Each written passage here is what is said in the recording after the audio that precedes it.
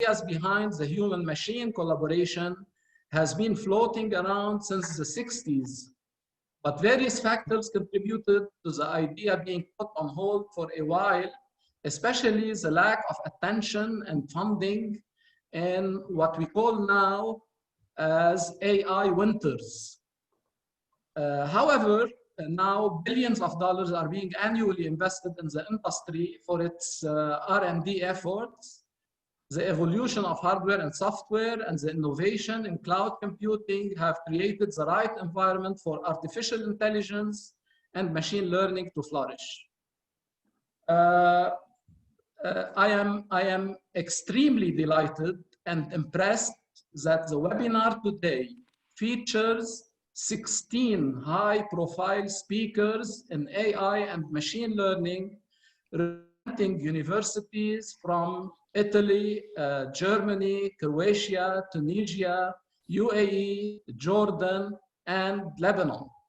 In addition to IT companies and AI communities from Lebanon and UAE. I would like to thank the project coordinator, which is the University of Dubrovnik in Croatia, represented by Professor Nibucha and Professor Iraj, for its support in organizing this webinar. The subject matter speakers in the event and the National Erasmus Plus office in Lebanon for supporting and committing time to this event, and all our event participants for their attendance. I take this opportunity as well to express my high appreciation to the Education, Audiovisual and Culture Executive Agency of the European Commission for co-funding this project. Finally, I have a few housekeeping items to announce about the webinar. First, please note that today's webinar will be available on demand after the live session. And please, to help keep background noise to a minimum, please make sure you mute your microphone when you are not speaking. For any comments or question, you can simply type in the chat section. Now I would like to invite our project coordinator for an opening address. Professor Nebojša Stojžić is the Vice Rector of Business Affairs at the University of Dubrovnik in Croatia. Professor Nebojša, the floor is yours. Thank you, Professor Bassem, and thank you for wonderful work that you are doing on our project. Dear friends and colleagues, it is my great pleasure to welcome you on this webinar, but I'm also regretful that this is yet another of high-quality webinars organized by our partners in Lebanon that we were not able to organize in live due to present circumstances. As Professor Bassem mentioned, the aim of this project is to raise competencies in skills of tomorrow in areas that will form competitiveness of economies in a world that is ahead of us, and artificial intelligence will definitely play an important role in that, as in many activities that are of interest for countries like the country from which I am talking, or a country where this webinar is taking place, are where the artificial intelligence sort of replaces some kind of human activities. So through today's webinar, we tried to gather very quality speakers who will speak about different applications of artificial intelligence in business, and I'm sure that these presentations will be beneficial to all of us, and that we will leave the webinar with some new insights. Once again, I would like to underline that we are very grateful to colleagues in Lebanon who are working very hard to make this happen and to continue working to make this project going on, and we, on the behalf of the European part of consortium, I can only state that we will continue to provide our support in order to successfully realize this project. Thank you. Thank you very much, Professor Nibosha, for this opening address. Now, without any further delay, we start with the speaker of the first session. I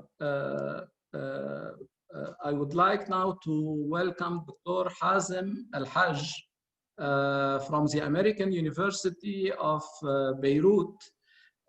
Professor Haj is an associate professor at the American University of Beirut. He is a senior member of IEEE and ACM. His research has produced over 100 publications in the AI field, in addition to multiple awards. His research has been funded by local and international funding sources, including Intel and Qatar National Research Fund. Dr. Hazem, the floor is yours. Thank you, Bassem. Can I share the screen?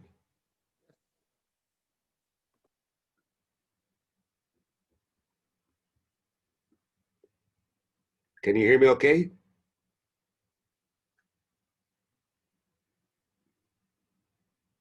Hello? Yes, yes. Okay, yes, great. we hear you. All right, excellent. So thank you, Bassem, for the kind words and wonderful introduction. And thank you for this great opportunity to present in this webinar. Bassem asked me to actually try to give a glimpse of what is happening in the field of AI advances at the AUB. And so my discussion will be a quick glimpse of what's happening, not just only in my lab, but also across of AUB, both in research and education. I happen to have founded the AUB Machine Intelligence Development Lab. So if you see the word mind, AUB Mind Lab, this is what this refers to. And I will include some of the research of the lab along with what the AUB as a whole is doing. So for a quick reference, I know we have a wide variety of attendees here. So the AUB is considered among the top universities in the region. It's been ranked 1 or 2 for the last many years in the Arab world. It has about 9,000 students, about 850 faculty, and about 130 plus academic programs. So in terms of research in the field of AI, everybody at the UB is involved. Actually, I mean, there's a high pockets in the electrical and computer engineering and the computer science and in the business school, but it's actually spread quite wide.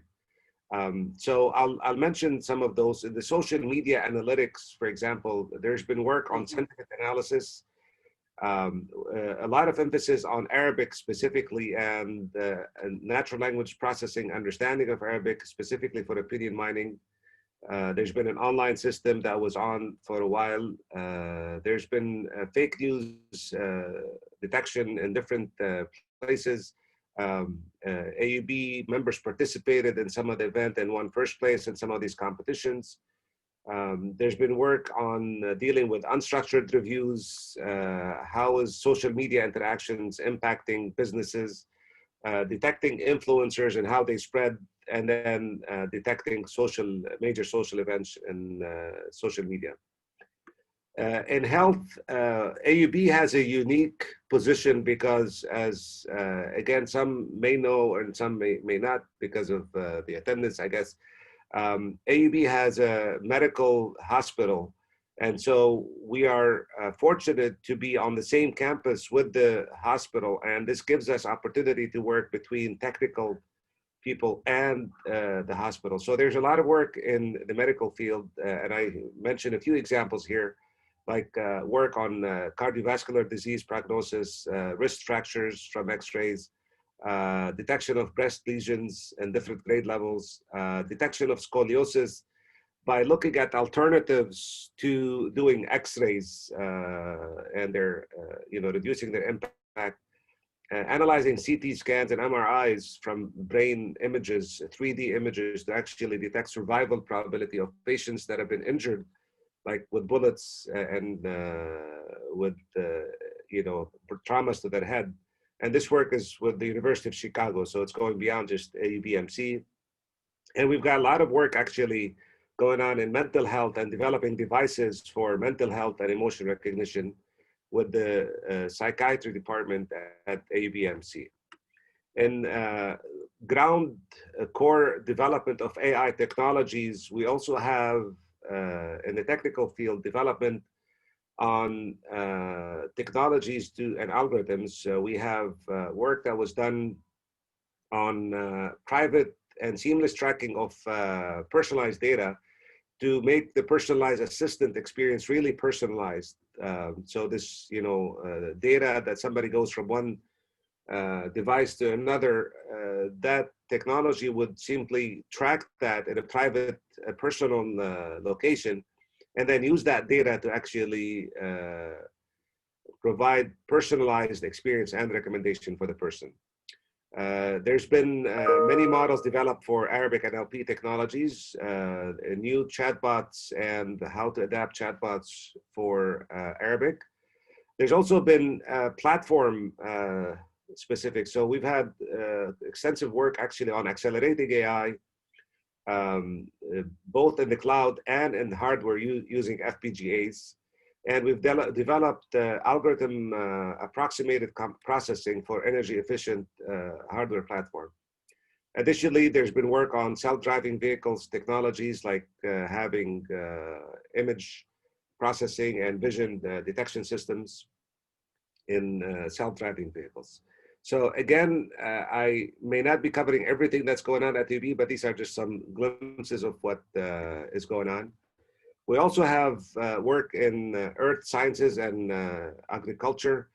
AUB won a Google Award on irrigation and water management. This project actually in progress in its second or third year. We've developed systems for fire detection and early prevention. There's been work on seismic analysis, and this has become important for Lebanon with oil and gas exploration. And there's also a program at AUB for humanitarian engineering. So there's a lot of AI that comes from that program because we have work that focuses on improving human-specific issues. And maybe a side note, actually, in the last few years, there's been a lot of focus at injecting human-centered design with AI to actually make sure, what we do in AI and technology really matters for humanity. Finally, on the business analytics specifics, we've got work on growth hacking and finding out how businesses can improve their growth. We've got work on how to inject AI in the business processes, AI for consulting, and looking at user behavior and see how that could benefit the company's decisions. So this is on the research front. I have just one more, point here to make on educational programs, and I also try to be brief here. We've got a lot of activities going on education. As a matter of fact, actually, AI at the AUB has been around for many years. Actually, over 30 years ago, I know that we've had AI courses then. I had a student actually who came to me a few years ago, 3 years ago, or I believe it was. And he was thanking me. He says, Dr. Hajj, I really thank you for bringing machine learning to AUB. I said, what are you talking about? Machine learning has been around at AUB for a long time. I think what's happening now is that students are getting aware of the importance and the prevalence of AI and machine learning. And the pace is just growing tremendously. We have, we're a small university. We have, to give you an example, a machine learning course that is being offered this semester at AUB, and it's got 120 students. And this is considered a large number of students, and we had to turn down a lot of students who want to enroll. A few years ago, I actually had to look for people to register for a data mining class that just barely had 8 people in it. So this realization of the importance of this field is bringing a lot of people at a pace that's unprecedented. I know at some universities, some of these classes are getting to be in the 700, 800, and so we're having to do these in big stadiums. I would be surprised if this is where we head at, in Lebanon in general, not just at AUB. The interest is huge. So I'm going to just list some of these programs that we had to introduce. We have now an AI track in the ECE department for people in the major to actually focus on those. And this little elliptical picture on the right kind of shows what people have to do. They have some AI basic courses that they have to take. And like this would be the machine learning course, the classic one across the universe. This would be the deep learning course that, again, is focusing on many of the deep learning algorithms. And we have a unique, actually, touch that we had injected in our AI track, which is the psychology part. We wanted to make sure that actually students not only understand technology, but also understand how the cognitive process works so that they can link the human intelligence with the artificial intelligence. We have a minor that's less technically involved for people who are outside the field.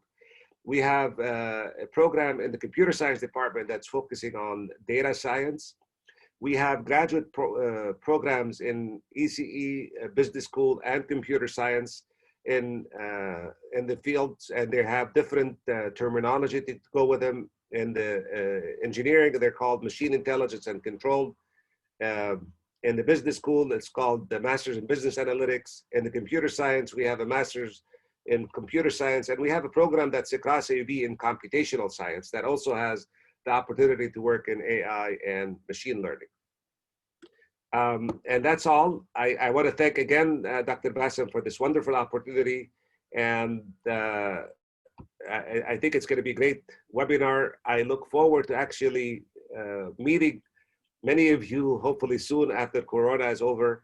And we at AUB look forward to any potential collaboration. I think we truly believe in, working together could make a lot of difference for humanity and for technology. Thank you.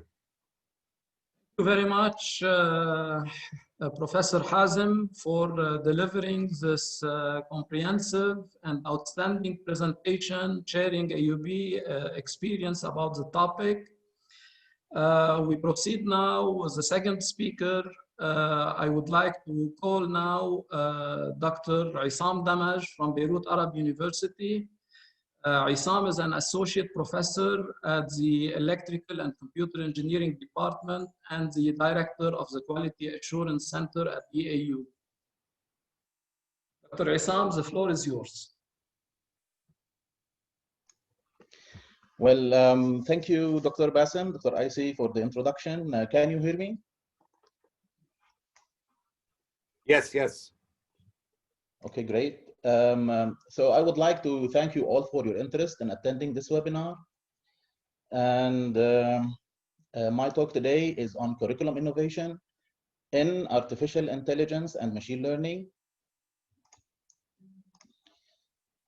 And where I will start by presenting sample design elements of BAU's most recent computer engineering program that are aligned with the Elegant project objectives. Now, going to the Elegant project objectives, that includes enhancing teaching and learning and graduate employability through university enterprise cooperation. Now, after that, I will move into describing on presenting sample design elements of BAU's most recent program, and then I'm going to put some emphasis on a developed AI and machine learning track within the program and its structure.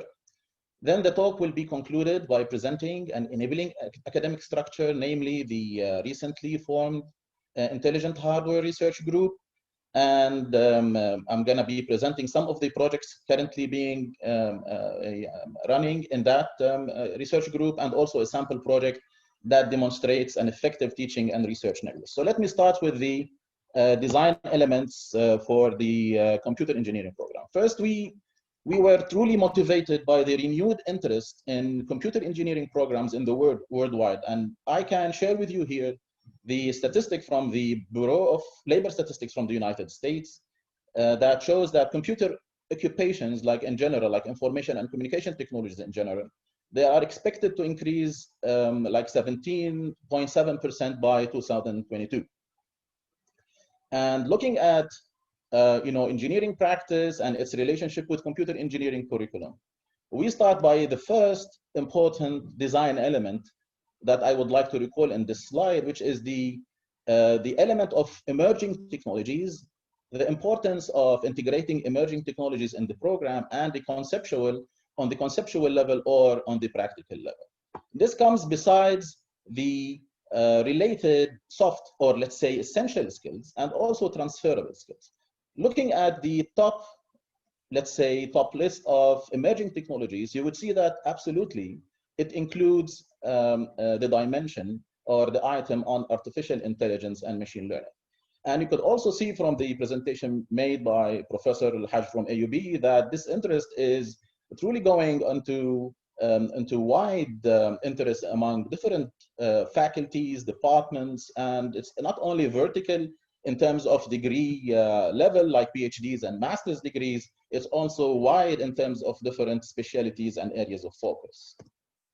Now, the second design element I would like to recall into this presentation, which is directly related to the Elegant project, is actually the employability skills and other skills that we need to take into consideration while developing a program. And here I'm just showing you the line of thought that we had while developing the most recent computer engineering program at Beirut Arab University.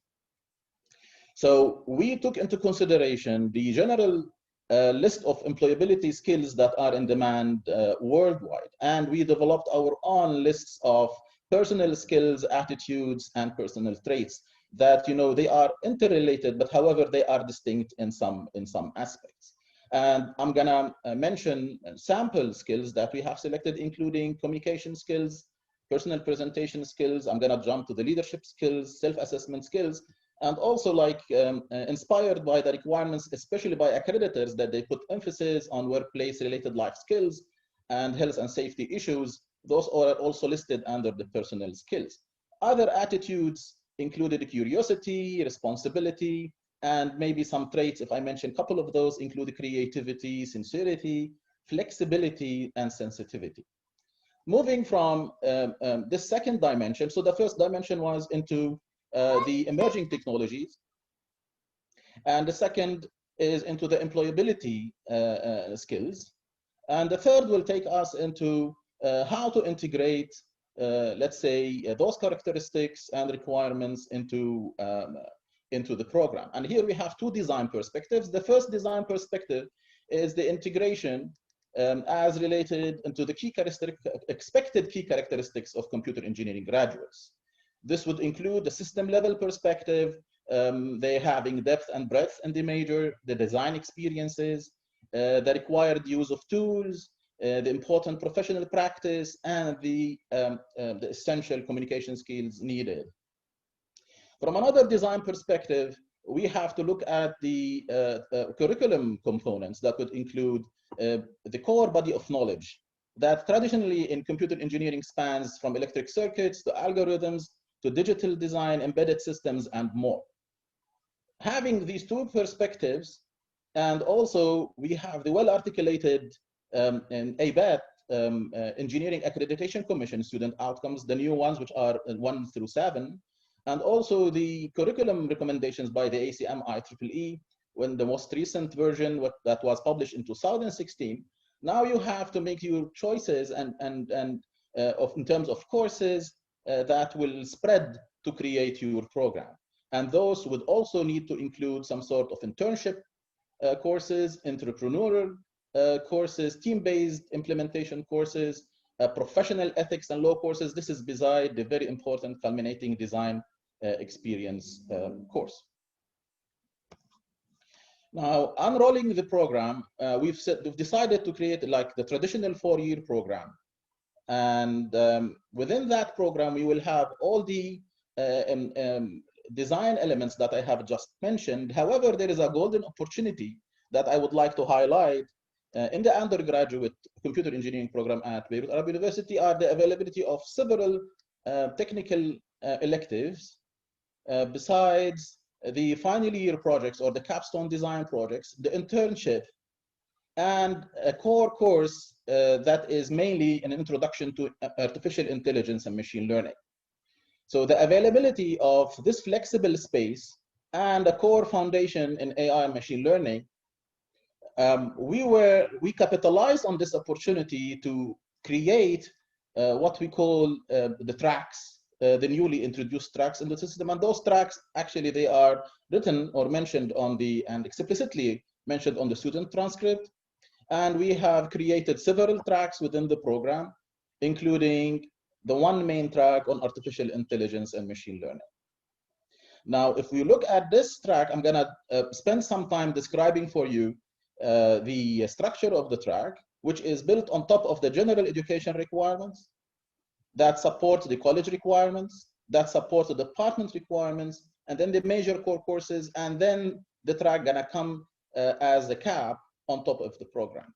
And this cap can benefit from the engineering topics with a focus on design courses, and will put special emphasis on the culminating design experience in the program.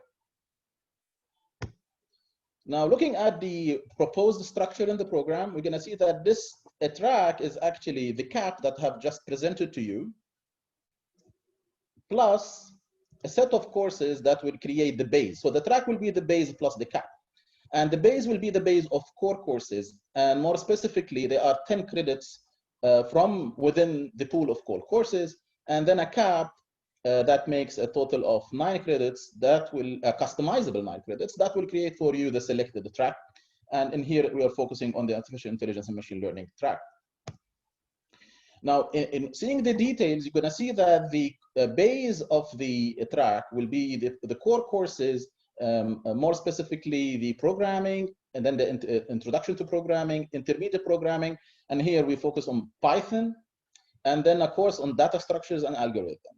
Given that you have this base, now you strengthen your base with another core course, which is artificial intelligence and machine learning, while your capstone design project has to be in artificial intelligence and machine learning. Here you have the choice for selecting 3 different electives in your undergraduate degree that would range, and we have a large pool of courses for students, including deep learning, advanced artificial intelligence, soft computing, machine learning in hardware, data visualization, data analytics, computer vision, and more.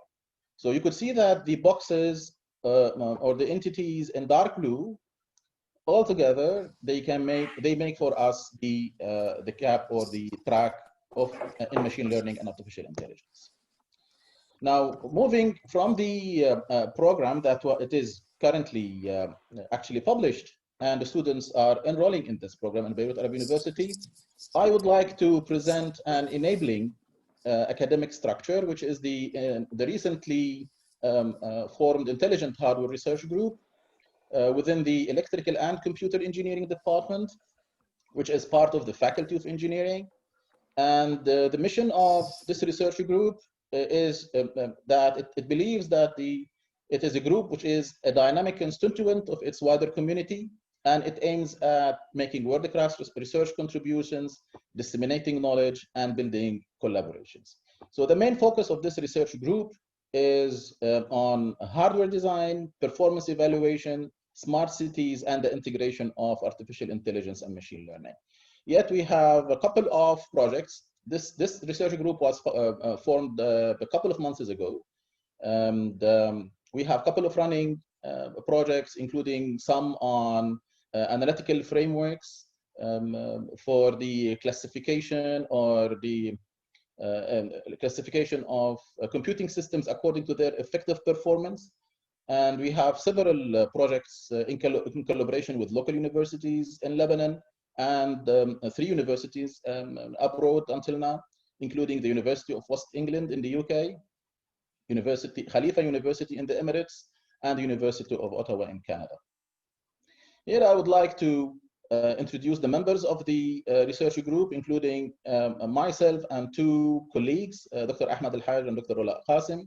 And we have different, several research students, and including Noor Ma'dad, Abdullah Salem, Wafi Lawand, Zainab Abdul-Razzaq, and Salwa Al-Khatib. And we have a recent graduate from the university. He's now an external collaborator, the student Tariq Naous. And besides the several projects running in the research group, we have, I'm going to produce a sample that demonstrates teaching research nexus from the course performance evaluation. So this is a research-based course, and we had different students from that course and from within the intelligent hardware research group, so that they have successfully completed a project on intelligent transportation systems, more specifically on modern hardware devices for the era of machine learning. The main objectives of that project is to present applications from within ITS, where machine learning of benefit, and to identify modern hardware devices that satisfy the needs of both machine learning and intelligent transportation systems. And we're gonna focus on identifying the choice factors of machine learning techniques and the modern hardware devices within ITS. Accordingly, the team developed an evaluation framework that enabled the cross-matching between the machine learning techniques and the modern hardware devices utilized within intelligent transportation systems. And the work also included analyzing common and good practices, determining important limitations and gaps, and refining a set of future work and directions. And this work is currently under review by the IEEE transactions on intelligent transportation systems. And this takes me to the end of this talk. Thank you very much for listening, and thank you, Dr. Qaisi. Thank you, Dr. Damaj. The next speaker is Dr. Sandy Rihana from UZAC. I'm not sure if she is ready because she was facing a technical problem. Dr. Sandy? Okay, we'll give her time and we'll try to shift between Dr. Sandy and Dr. Maroof. Dr. Haitham Maroof is assistant professor at Modern University for Business and Science. And he is a holder of a PhD in computer science from Santiago de Compostela. He will be joining us live from Spain. Dr. Maroof, the floor is yours. Okay.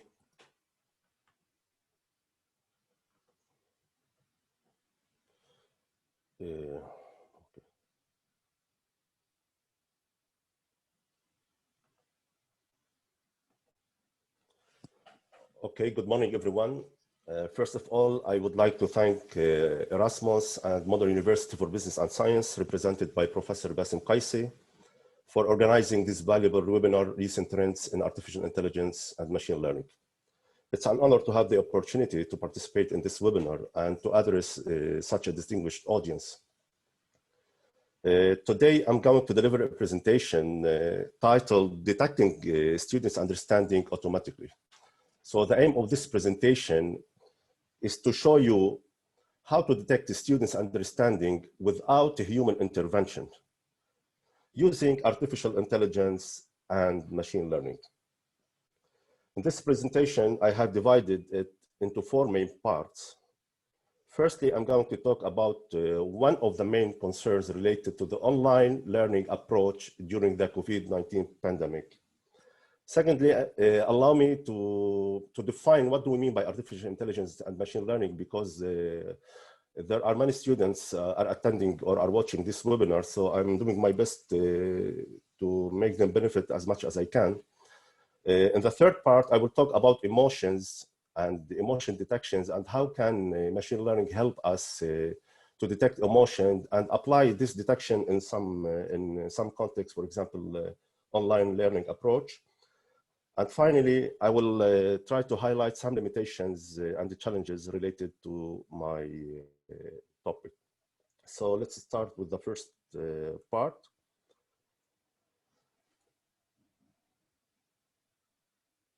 As you know, now we live in COVID-19 pandemic. The COVID-19 pandemic is undoubtedly one of the biggest global crises. COVID-19 has brought suffering to all people, especially to professors and the students. And it changed the traditional way of teaching. No more face-to-face teaching hours so far. Due to this pandemic, all schools, as you know, all schools and universities move toward the online learning approach. The trivial way to assess the learner's state of mind is by testing them. The test can be oral or written. During online lectures or teaching sessions, most professors ask students whether they understand or not. Most students are less likely to answer that they don't understand. To answer that they don't understand, although they may suffer of this misunderstanding and lack of communication. This pedagogical shift makes a professor ask them an important question: how to predict if students understand online lectures without testing them. In this presentation, I will try to answer an important question, which is, to what extent is it possible to build a smart machine with artificial intelligence and machine learning in order to predict students' understanding based on their facial expressions or emotions? So let's define, what do I mean by artificial intelligence and machine learning? As I said, because many students are attending this webinar, artificial intelligence is a wide-ranging approach of computer science concerned with building smart machines capable of performing tasks that typically require human intelligence. Artificial intelligence refers to the simulation of a human intelligence in machines that are programmed to think like humans and mimics their action. So what are the goals of artificial intelligence? The goals of artificial intelligence including learning, reasoning, perception. What is machine learning? Machine learning is a branch of artificial intelligence that provides systems the ability to automatically learn and improve from experience without being explicitly programmed. So machine learning, it focuses on developing computer programs that can access data and use it to learn for themselves without human intervention. Machine learning helps us to solve problems that require non-traditional programming techniques. For example, I can mention in this context, self-driving cars, robotic, language processing, vision processing, forecasting, events like stock market trends, the weather fluctuation, and many other. Of course, we can use also machine learning and artificial intelligence in health. But in this presentation, I am interested to make a combination to see how machine learning can help us on online learning approach. What do I mean by emotion? The basic and universal accepted human emotions are classified into 7 classes. For example, neutral, happy, surprise, angry, disgust, fear, and sad. What is, as you know, changes in emotional state, the person's body language changes altogether. There are visible changes in facial expression. What do I mean by emotion detection? Emotion detection is the process of organizing or identifying different human emotions. How does machine learning help in emotion detection? Machine learning provides 5 methods. The first one is speech recognition. Speech recognition for emotion detection involves speech features extraction and voice activity detection. And the second method is biosignals. Biosignal emotions detection is a process of analyzing biological changes occurring with emotion. For example, include heart rate, temperature, electrical impulses, and the electrical impulses in the muscles. And the third one is body gestures and movement. Analyzing body movement and gestures also help in emotion detection with the help of machine learning. Our body movement, posture, and gesture change significantly with the changes in emotion. The fourth method is called the motor behavioral patterns. Using the right algorithms in machine learning, the changes in behavioral patterns of a person with, for example, muscle tension, strength coordination, also help define changes in emotion. And the last one, which I am interested in, is facial recognition. What do you mean by facial recognition? Machine learning-based facial recognition is commonly used for emotion detections. It utilizes the fact that our facial features undergo significant changes with emotion. Every method has advantages and disadvantages. Okay, but we are interested in facial recognition because other methods need more equipment and which are very expensive. And it is not possible to equip all students with, for example, sensors to measure their heartbeat.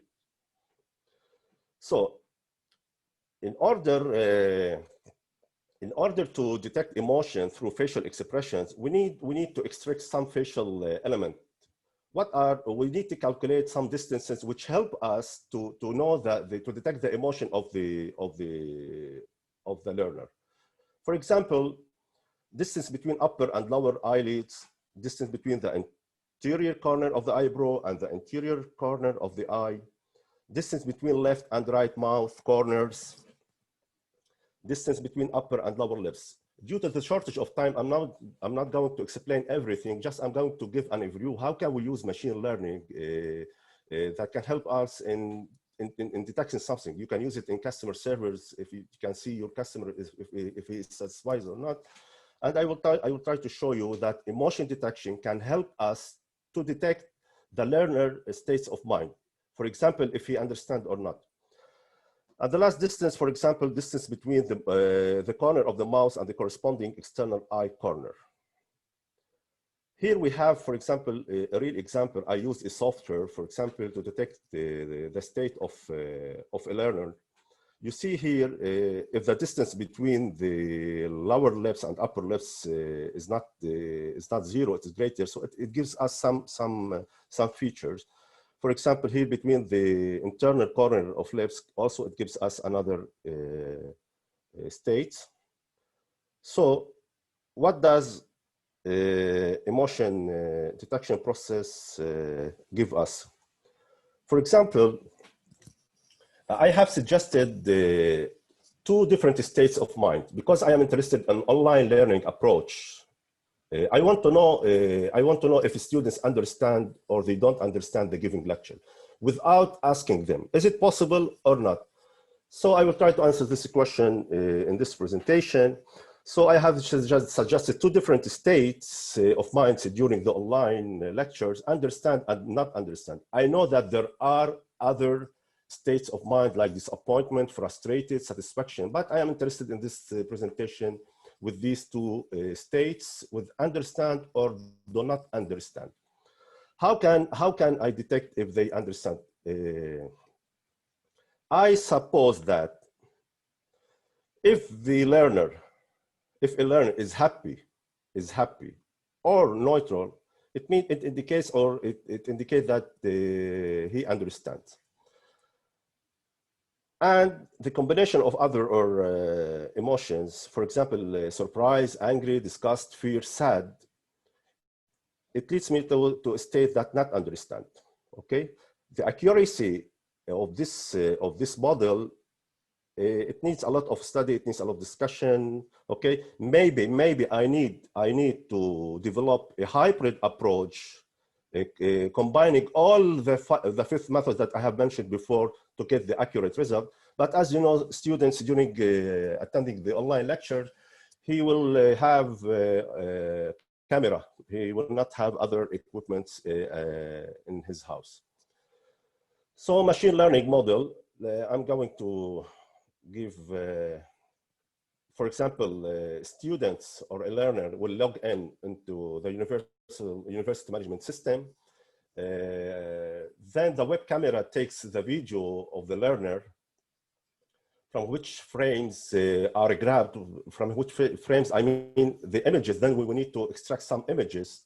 The next step is to detect the face of a learner. After the detection of the face, then facial expression must be extracted. All the properties of the eyes and mouth will be calculated, like distances. After that, emotion detections. After that, we can detect the emotion. Then we can assess the state of mind of a learner. The result of this detection or of this assessment can be saved in the university management system for later use. As you know, every application has limitations, has challenges. As you know, a machine learning model needs a lot of training data sets and testing data sets. So the main challenges may be psychological understanding of the facial motions may not be accurate. So maybe there are professors say that it's correct, it's not correct. So it's not easy to analyze all the psychological aspect of a learner.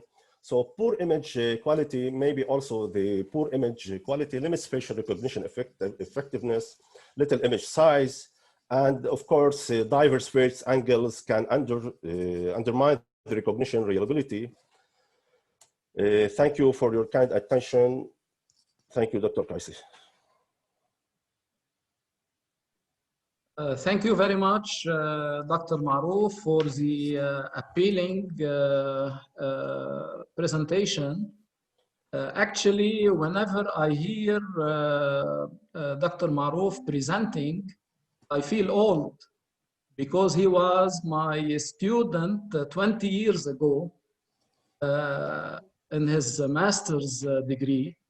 Now I feel proud to have a promising colleague at the Faculty of Computer Science at MUBS, holder of a PhD from Spain, and a very close friend of mine.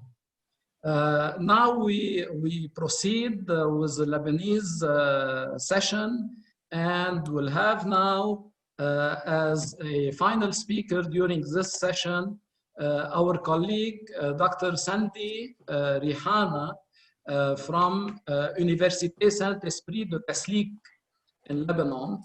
Dr. Sandy is a professor at USAC and head of the biomedical engineering department.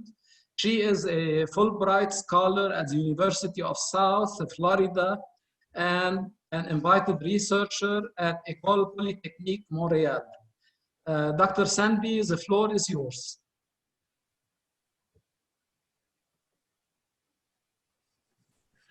Good morning. Good morning.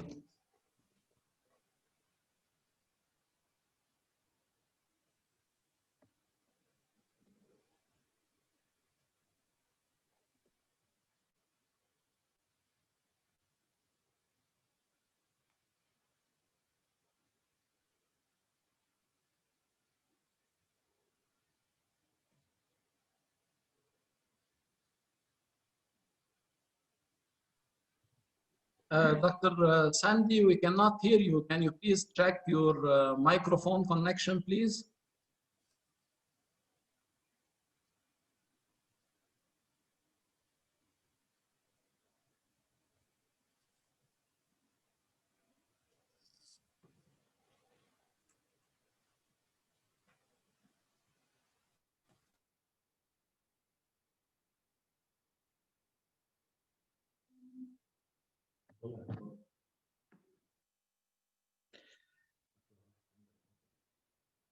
Okay, it seems that Dr. Sandy is disconnected. I think it's an internet problem from her side. Let's move on with the Arab University's session. We'll have as a first speaker Professor Walid Salemi, former vice president at PSUT in Jordan. Professor Salemi, can you hear me? Yes, sure. Good morning. Okay. Good morning. Professor Salemi is, as I said, a professor of computer engineering and former PSUT vice president. His recent research interests are in AI, NLP, deep learning, and cybersecurity. He is representing a university which I think the most visited for me in the last 20 years. I visited PSUT for something like 25 times, and it's really my preferred university in Jordan, where I have so many friends Dr. Walid is a close friend of mine. I invite him now to start his presentation. Dr. Walid, the floor is yours. Good morning, Dr. Bassem. Good morning, my colleagues from different countries and from different locations. Dr. Bassem, we count number of visits if you exceed 100 of visits. 25, these are not, counted, these are negligible. Let's say. Once you reach 100 visits, so we can say that Dr. Bassem is a frequently, regular visitor to Jordan. Good morning, everyone. In fact, I try to start with the theme of the webinar. Let me just thank Dr. Bassem for making this, webinar a successful one, as he used to. In fact, this is his, the way of managing these sort of, meetings, either virtual ones or physical ones. I try to be punctual and precise to stick with the theme of the webinar title, Trends in Artificial Intelligence and Machine Learning. I'll be more generic, in fact, rather than specific, because most of the audience today are not experts and not from the arena of artificial intelligence. So I'll try to focus to have, a quick look at the trends of AI recently and in the future. So if you have some question, you can raise your hand and we'll have space time space to answer your question. In fact, the recent and future trends, I try to summarize them into 10 points. Firstly, the artificial intelligence will increasingly be monitoring and refining business processes.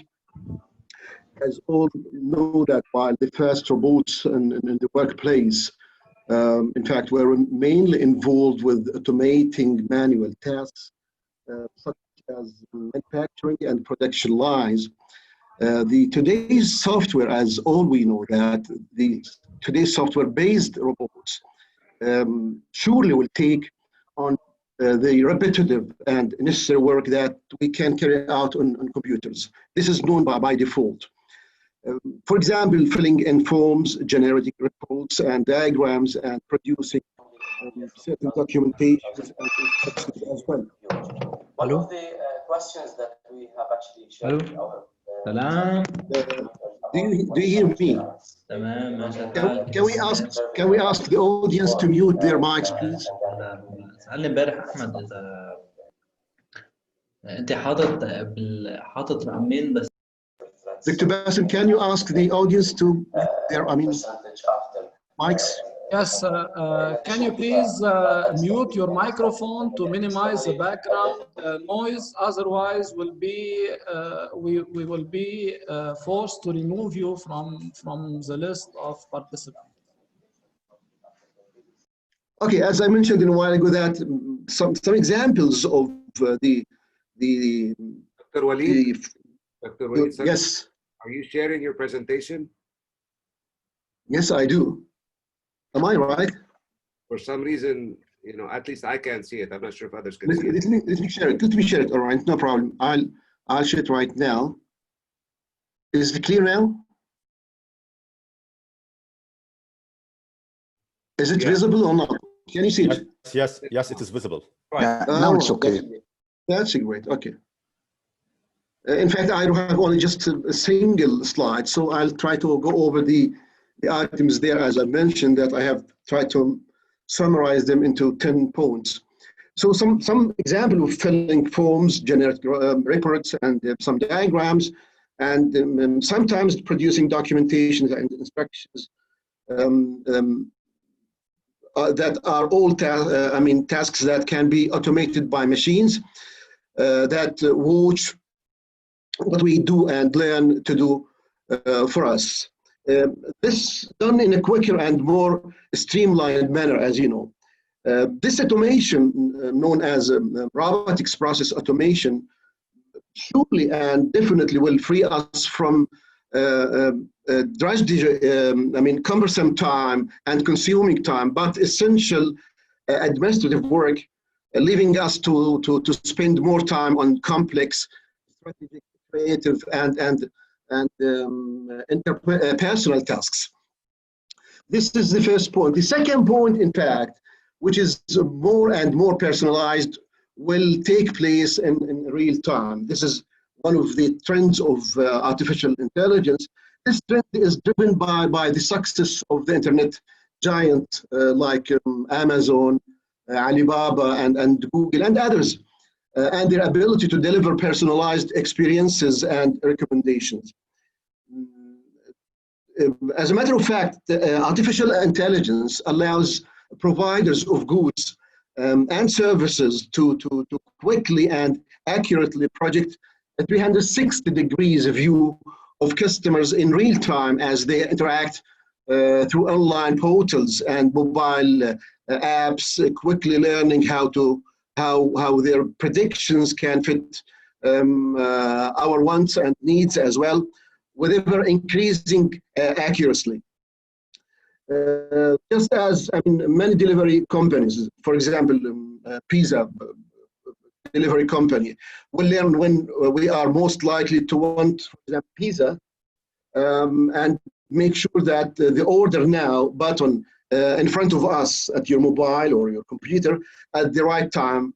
Every other industry will roll out solutions aimed at offering us a personalized customer experiences at scale. This is very clear and very obvious. Apps that we may use on a daily basis. Thirdly, the artificial intelligence, in fact, becomes increasingly useful as data becomes more accurate and available. All of us, as you know that the quality of information available is often a barrier to businesses and organizations as well. Wanting to move toward artificial intelligence-driven automated decisions making, but as the technology and methods of simulating real-world processes and mechanisms in the digital domain have improved over recent years. And this is a tangible sort of evolution that we may feel every day. Accurate data has become increasingly available. That yields the simulations have advanced to the stage where, for example, car manufacturers and others working on development of autonomous vehicles can gain thousands of hours of driving data without vehicle even leaving the lab. This leads to huge reductions in cost, as well as increasing in the quality of data that can be gathered. The question that may, raised by the audience: why risk the expenses and danger of testing artificial intelligence systems in the real world when computers are now powerful enough and trained on accurate enough data to simulate it all in a digital world? The year 2020, 21, and forward, in these years, we will see an increase in the accuracy and the availability of the word, of the real world, instructions, which in turn will lead to more powerful and of course accurate artificial intelligence. The fourth point, which is very important one: more devices will run artificial intelligence powered technology. As has been mentioned at the first two lectures, two presentations this morning, as the hardware and the expertise need to deploy artificial intelligence become cheaper and more available, definitely we will start to see it used in an increasing number of tools, gadgets, and devices. In the year 2019, computers and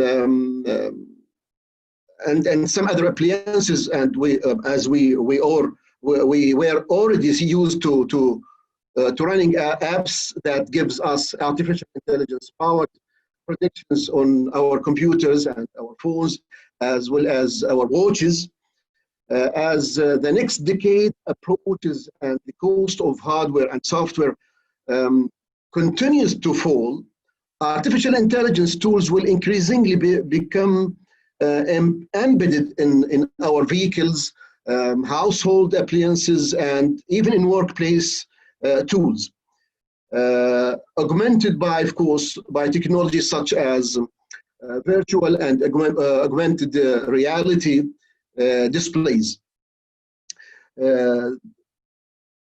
The paradigm like the cloud and Internet of Things will be the next, evolution in this direction.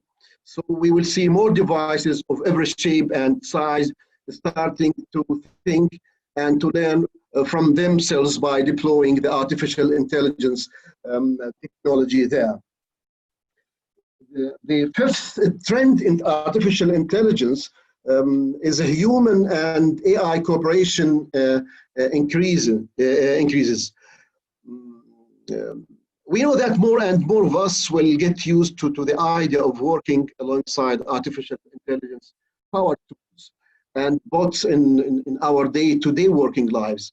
Increasingly, tools will be built that allow us to make the most of our human skills, those, of course, which artificial intelligence cannot quite manage yet, such as imagination, design, strategy, and communication skills, as our colleague from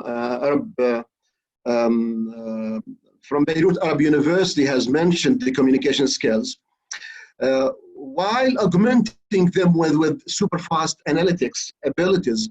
But this, of course, fed by vast data sets that are updated in real time. For many of us, this will mean learning new skills, definitely, or at least new ways to use our skills alongside these new robotics and software-based tools. The IDC, the International Data Corporation, predicts that by 2025, 75% of organizations will be investing in employee retraining in order to fill skill gaps caused by the need to adapt artificial intelligence, which is very high percentage, by the way. So I'm expecting, as a speculation, by the year 2030, 100% of adaptation artificial intelligence will be totally deployed and utilized in every spot of our life. This trend will become increasingly apparent throughout 2021 and 22 and ahead. As I'm expecting that. It's not for sure, but this is the trend that I can read the picture of utilizing and deploying artificial intelligence there.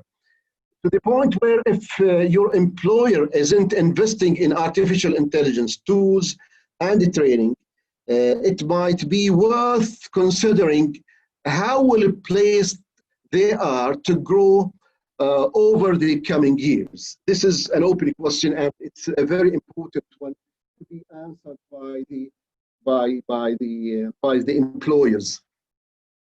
The sixth point, which is about artificial intelligence increasingly at the edge.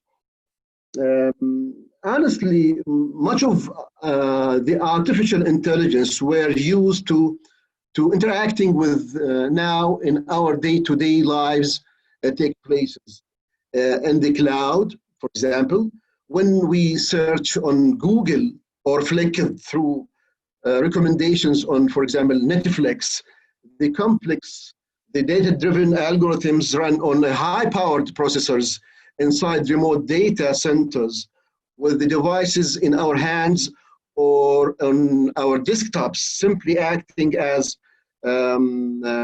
conduits for information to pass through.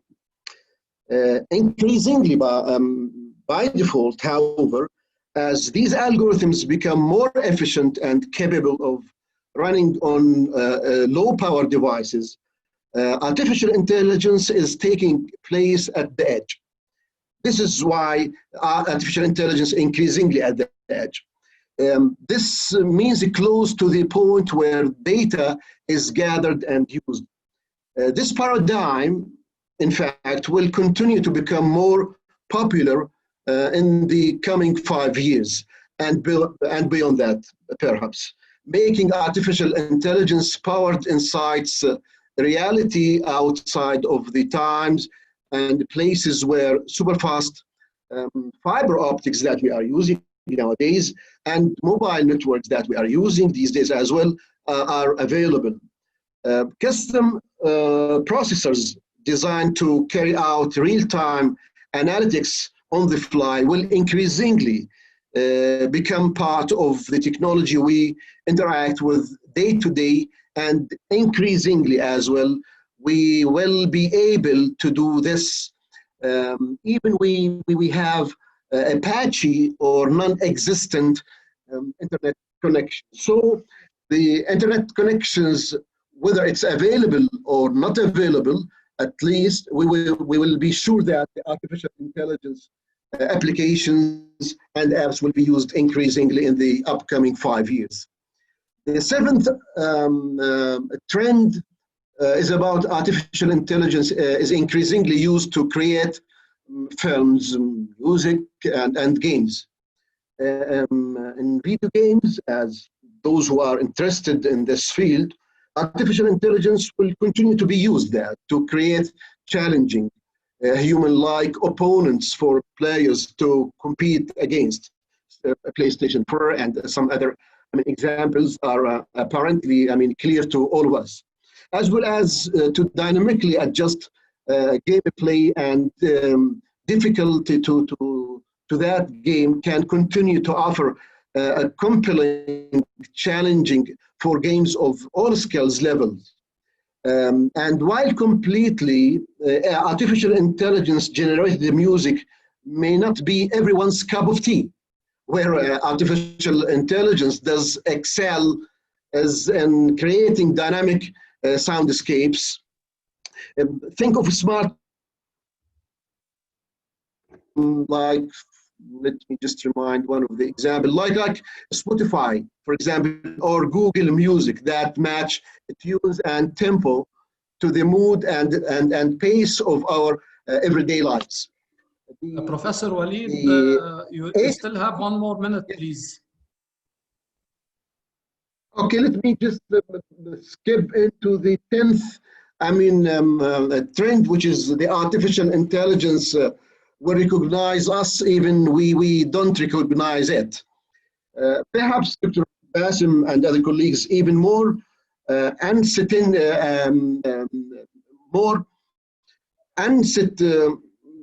unsettled sort of paradigm, the rollout of facial recognition that have been discussed this morning, technology is only likely to intensify as we move into the next decade. Not just in China, where the government is looking at the ways of making facial recognition as a compulsory for accessing services like communication network and public transportation and so on. But around the world, corporations and governments are increasingly investing in these methods of telling us who we are and interpreting our activity and behavior.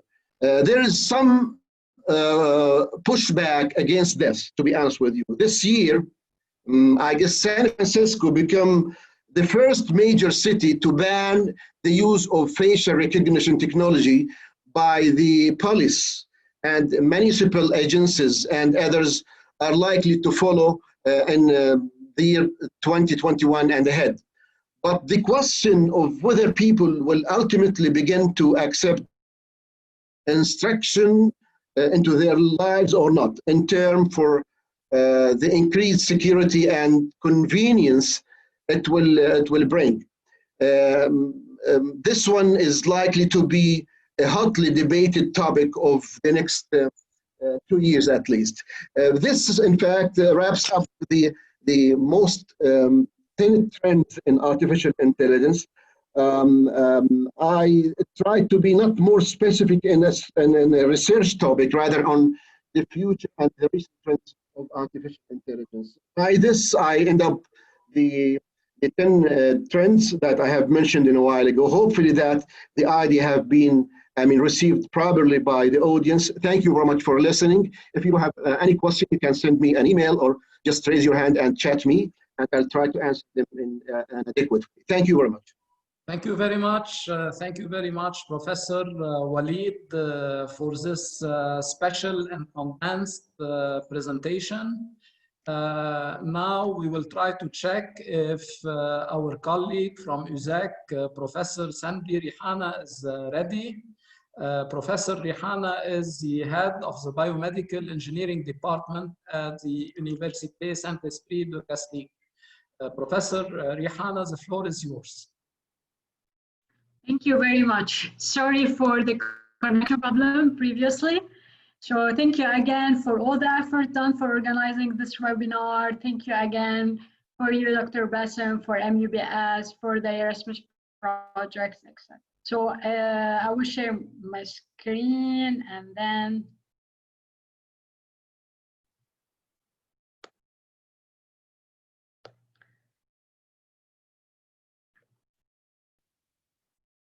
okay, is it good? Are you, yes? Are you seeing the screen? Okay. Yes, yes. Okay. So basically, we are nowadays fighting one of the greatest battles of humanity, which is a coronavirus battle. Doctors, scientists, healthcare workers, and many others all are putting their hearts and souls into finding solutions to end this pandemic. Artificial intelligence is one of the prime tools being used currently for analysis, design, and research, and mainly in the healthcare system. So today, I'll divide my speech to two parts. The first part, I will introduce few applications of AI in healthcare in the COVID-19 world. And second, I will introduce few applications we have designed and work at USAC, at Holy Spirit University of Castille, and precisely at the Biomedical Engineering Department. So in fact, AI is being used for analyzing medical data, for preparing treatment plans, for contact tracing, for analyzing transmission rates, for drug development, and many others. Look to this picture. We have two X-ray images that show a patient's diseased lungs. Using artificial intelligence programs, UC San Diego Health System detected that the spots color indicating where there may be lung damage or signs of pneumonia on the right images. Another application, in fact, with the globalization on our daily life, human activity, especially migration and traveling, has caused the virus to spread virtually everywhere. So it's difficult to be tracked. So Blue Dot is a Canadian startup that used AI to detect disease outbreak, was one of the first to raise the alarm about a worrisome outbreak of a respiratory illness in China. So it developed a software solution to track, to recognize, and report the spread of the virus. Chatbots are not a novelty nowadays, but their use in the health industry was a little bit shallow.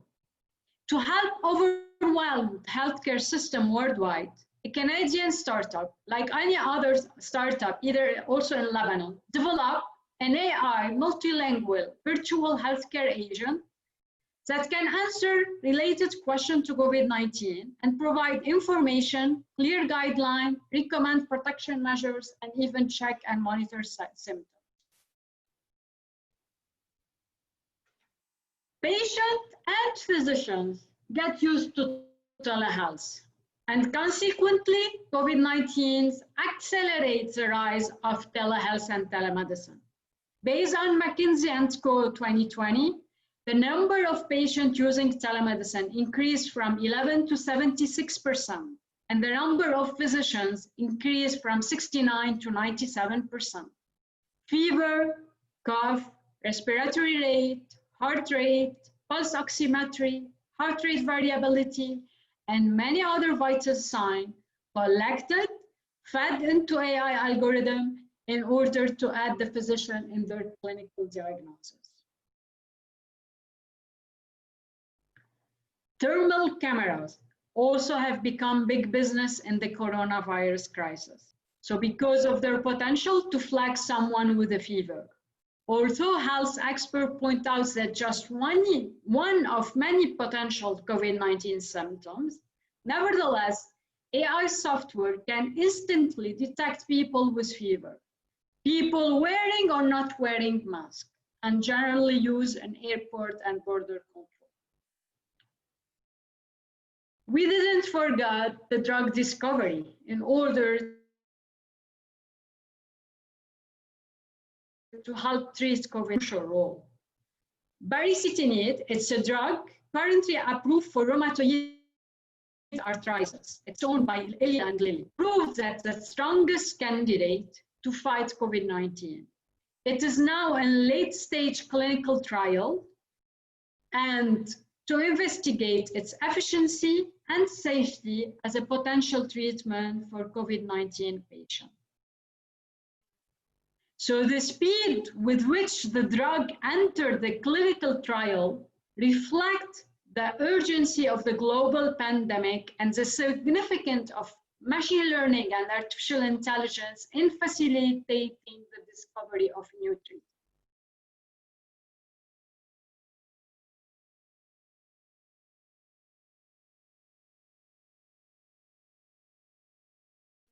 Let's be at Holy Spirit University in Basilique at UZAC, at precisely as a biomedical engineering department.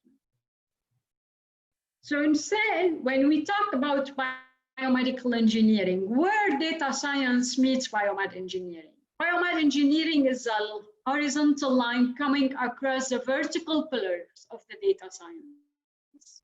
At UZAC, we have different research axes. One of them is medical data analysis and precisely machine learning and AI in healthcare. So let's take the first case study. Our first case study will present the heart rate variability. This case study has been done in collaboration with the healthcare startup, it's Cardio Diagnostics, in order to design a proof of concept allowing to detect the different daily activities of the patient from its heart rate variability using non-invasive electrocardiogram. The data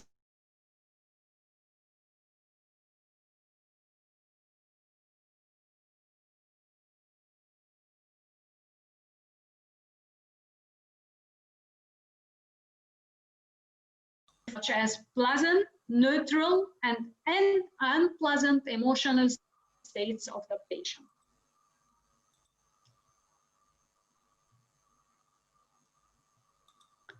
So here I will not go into the details, but to show you the general block diagram in which we follow in order to extract the feature, to send to a classifier, and to evaluate our classification system.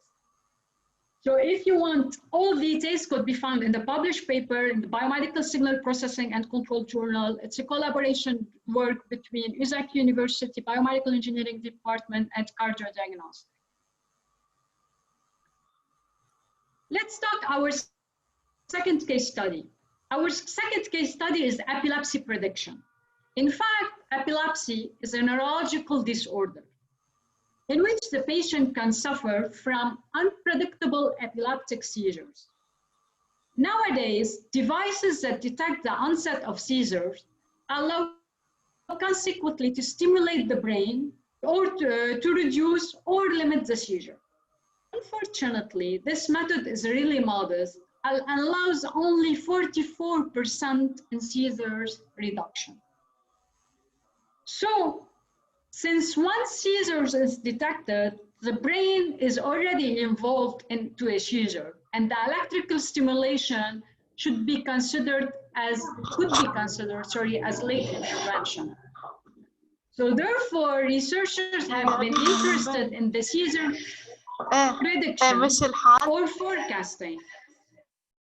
where we can develop accurate algorithm to predict the seizures, and this way we can stimulate the patient during what we call the pre-ictal state. Basically, it's 30, 90, or 120 minutes before the seizure. So what we did, it's a joint work in collaboration with École Polytechnique Montréal and the Hospital Saint-Justine also in Montréal. So basically, we developed two data. We used our algorithm on two databases. The first one was online database from intracranial electroencephalogram recording from dogs. And the second was intracranial recording on a human provided by the hospital in Montreal. We had more than 978 days of continuous intra-EEG recording that have been used. So here also, we have the different phases between the pre-processing, the electrode selections, the feature extraction, the GA feature selection, different classification methods also, and finally the performance evaluation.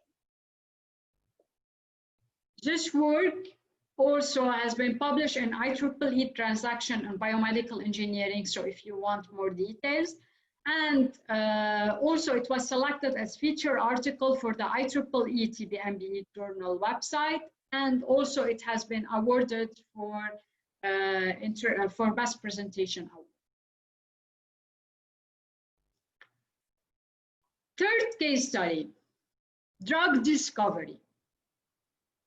Drug discovery is long and costly procedures that requires the prediction of many candidate molecule attributes, including the ADMET, what we call in pharma, absorption, distribution, metabolism, elimination, and toxicity characteristics.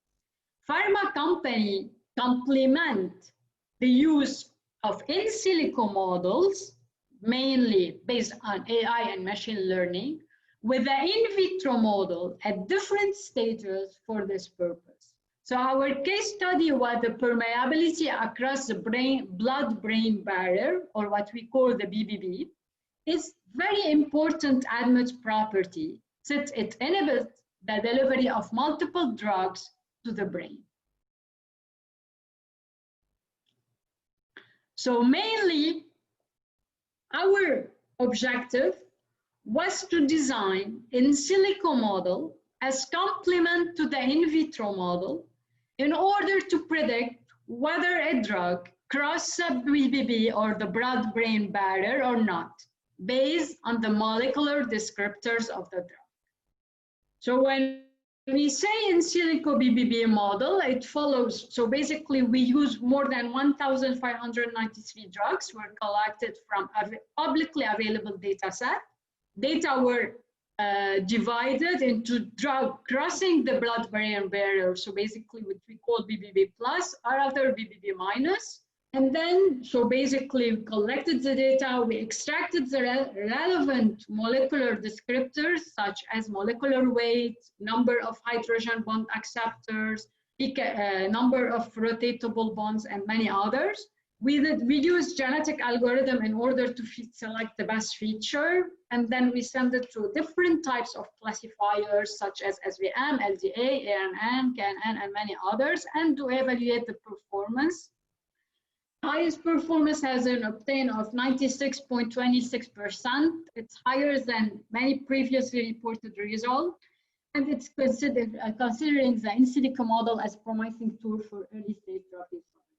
Also, the papers for if you want more details about it, you can find. This one was in collaboration with biomedical engineering department at AUB. So basically for the in vitro, they did the in vitro. We collaborate for the in vitro experimentation. We did the in silico.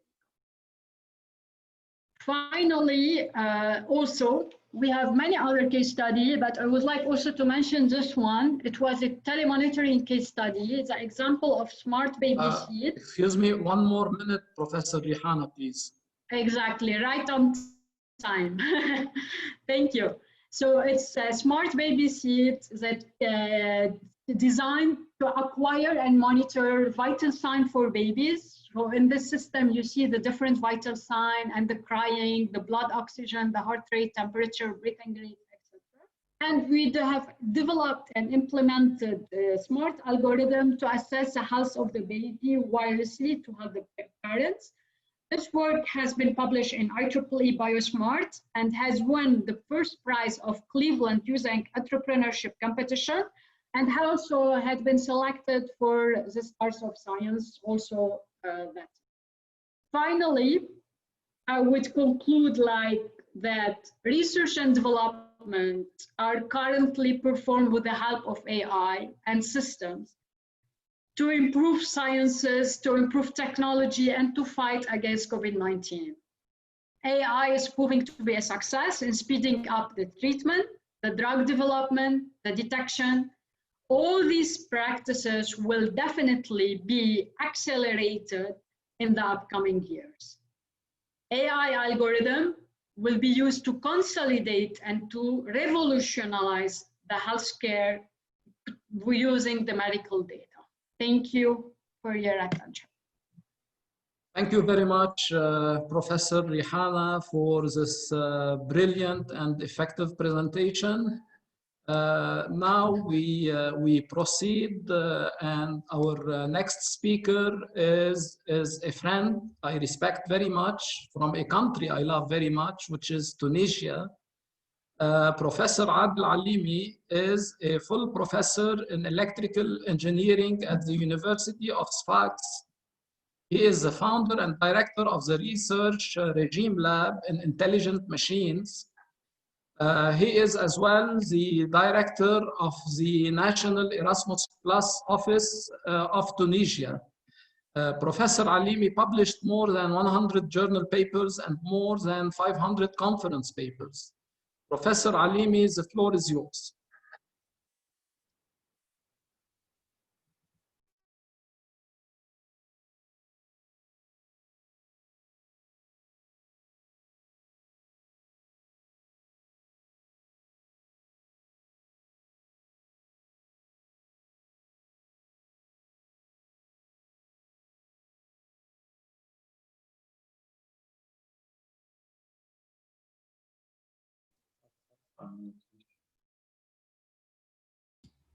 Hello? Yes, we can hear you, Professor. Okay, so today I will share with you a new concept called Society 5.0 that is a societal revolution next to the well-known concept of Industry 4.0. I will start by recalling some definitions. So we are living in what is named information society. I will just, yeah. The definition of information society is mainly a society where economic development, culture, politics, and well-being of its members based to a great extent on the production and use of information. This is what we are living in, and I suppose that this concept is well known. But let's think about this aspect. Should the term digital, which concerns the form of the information, and ICT, which are the tools by which we are transmitting the information, are them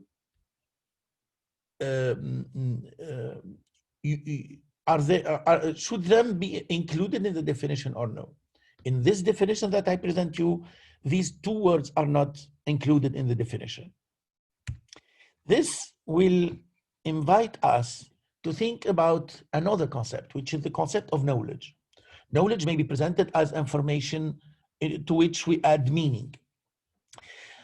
As you know, there does not exist any commonly agreed definition of knowledge. Possible general formulation is that knowledge is information plus meaning knowledge, or information plus experience plus belief.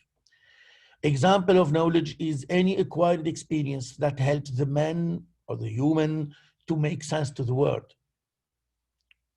If information has been perceived by a conscious mind and also interpreted by it, The specific context associated with this interpretation may cause the transformation of the information into knowledge. And as you know, we have also the concept of knowledge of society. Are we in the knowledge of society or yet in the information society? This may be also a point in which we have to think about. But knowledge of society, the knowledge society differs from the information society in that the former serves to transform information into resources that allow society, human, to take effective action, while the latter only creates and disseminates the raw data. So I think that nowadays we are in transition between the information society to the future knowledge society. Okay, so let's see somewhat the relation between industry, between the concept of Industry 4.0 and Society 5.0. Humanity have known 5 society transitions, starting by what we may call Society 1.0, which is the beginning of the humanity on the earth, corresponding to the hunting society, where the resources were there, animal resources, agriculture resources were there, and the humans have just to collect them, to use them, to eat, etc. Industry 1, 2, 3, 4.0 are somewhat industrial revolution that helps the humanity to transit from one kind of society to another, from a society that is based on hunting to an agrarian society where it is more the agriculture aspect that is dominant. So humans start to cultivate the earth. Then the industrial society, after the industrial revolution, the chemical and electrical revolution. And the third industrial revolution is what is known the coming of computers and internet, which provide us to society 4.0, which is the society in which we are now. So we are living in this information society after the discovery of the computers and internet in the last century.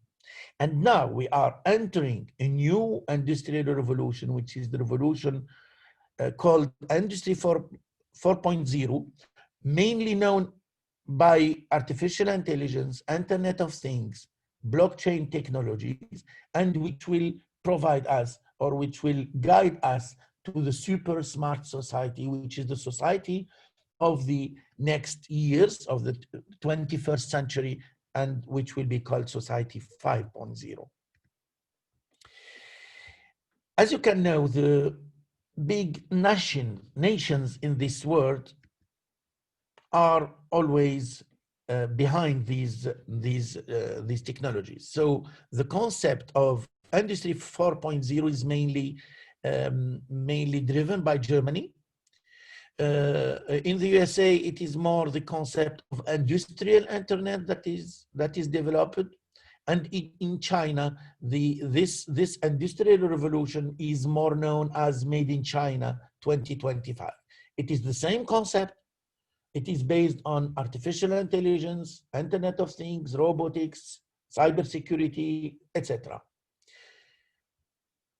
Japan was behind this new concept of Society 5.0, which is equivalent to the next society that we are speaking about here. So let's see more deeply this new concept. What is Society 5.0? We can say that in the hunting society, the tools and the technology was more stone tools. In the agricultural society, is more agriculture, irrigation as technology. In the industrial society, it is more mechanical, electrical engine, steam engine, etc.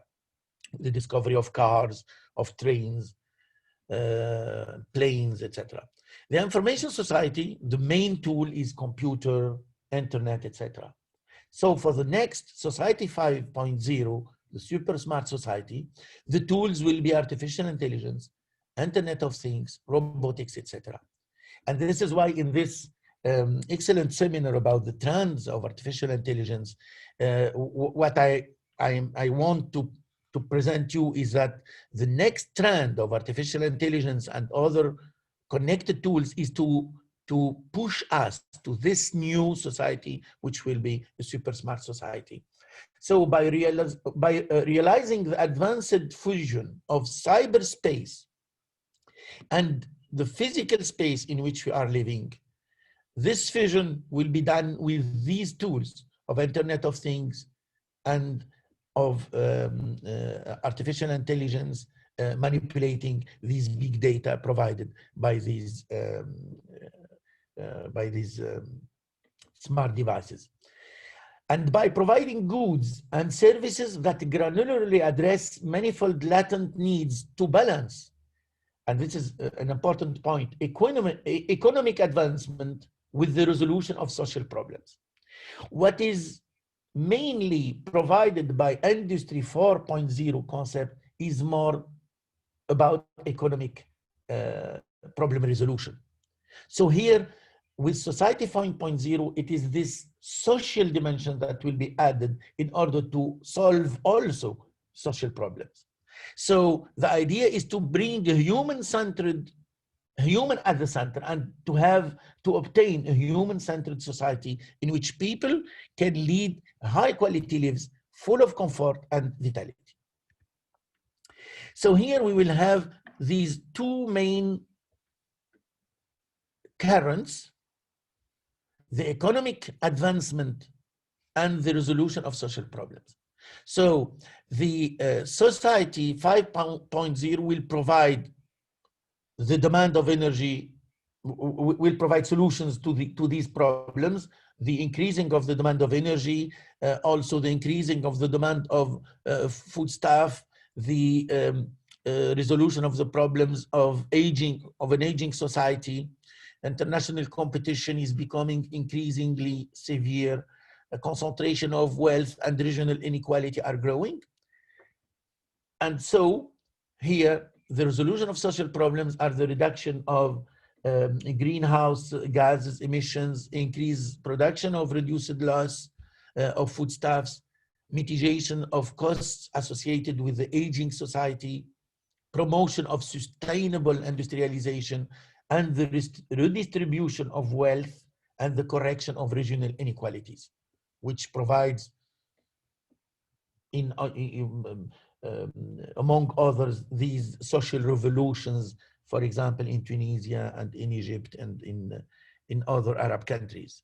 So the idea here is to balance between economic advancement with the resolution of social problems.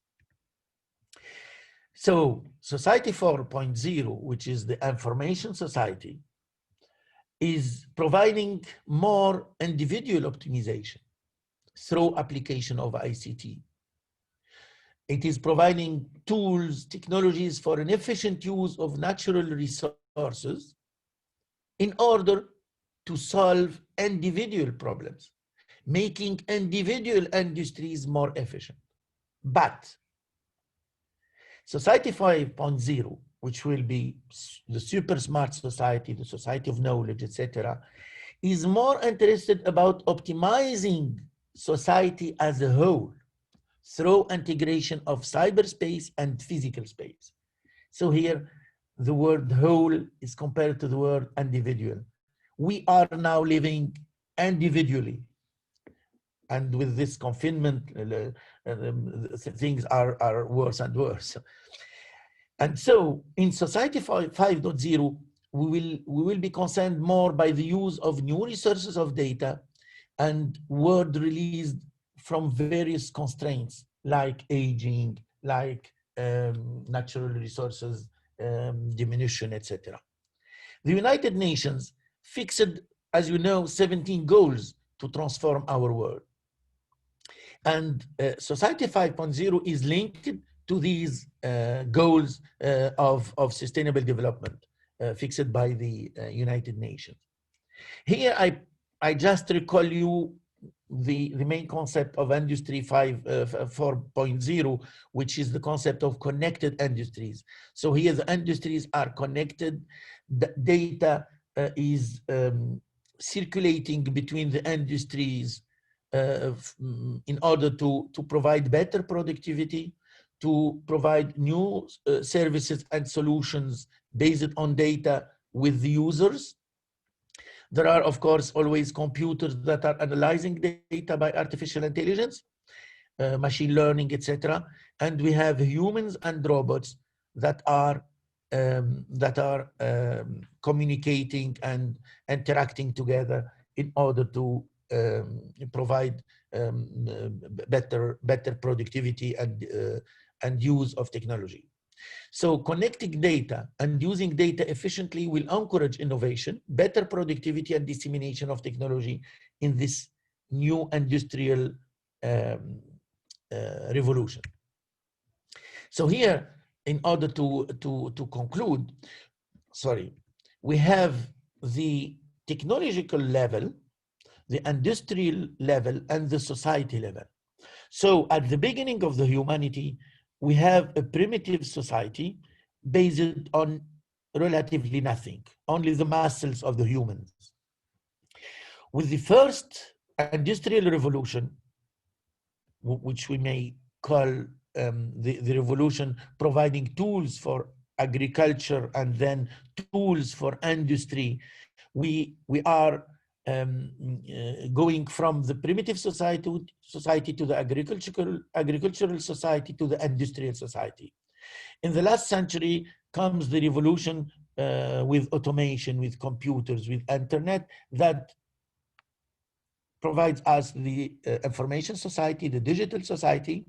And now we are in this transition where machines are communicating together, companies are communicating together, humans also, things to things, suppliers to customers, etc. All this with the tools of Industry 4.0, which are, of course, Internet of Things, big data, and the use, more and more use of artificial intelligence. And if we add to these technologies provided by the concept of Industry 4.0, the human and the society dimension, and we put the human at the center in order to solve the society, the social problems, we will obtain what is called Society 5.0 that I am speaking about. So in order to conclude, Society 5.0 will be a human-centered and sustainable society in which the physical space and cyberspace will be completely integrated with the Internet of Things tools and the artificial intelligence tools that will treat and analyze all the data propagating between these two spaces in order to put the human at the center and in order mainly to balance between economic advancement and the resolution of social problems. Thank you very much for your attention, and the floor is yours, Dr. Bassem. Thank you very much, Professor Adil, for this up-to-date and interesting presentation about Society 5.0. Now it's my pleasure to present the next speaker, Professor Ashraf Al-Naggar from University of Sharjah in the UAE. Professor Ashraf was so kind to accept my invitation to speak at the webinar, although we didn't met before face-to-face. Professor Ashraf is a professor of artificial intelligence in the Department of Computer Science at the University of Sharjah. In 2017, he formed a research group on machine learning and Arabic language processing. His research interests include machine learning, NLP, and intelligent robot systems. Professor Ashraf, the floor is yours. Thank you very much, Dr. Bassem. And I am pleased to participate in this webinar. I was listening to all presentations.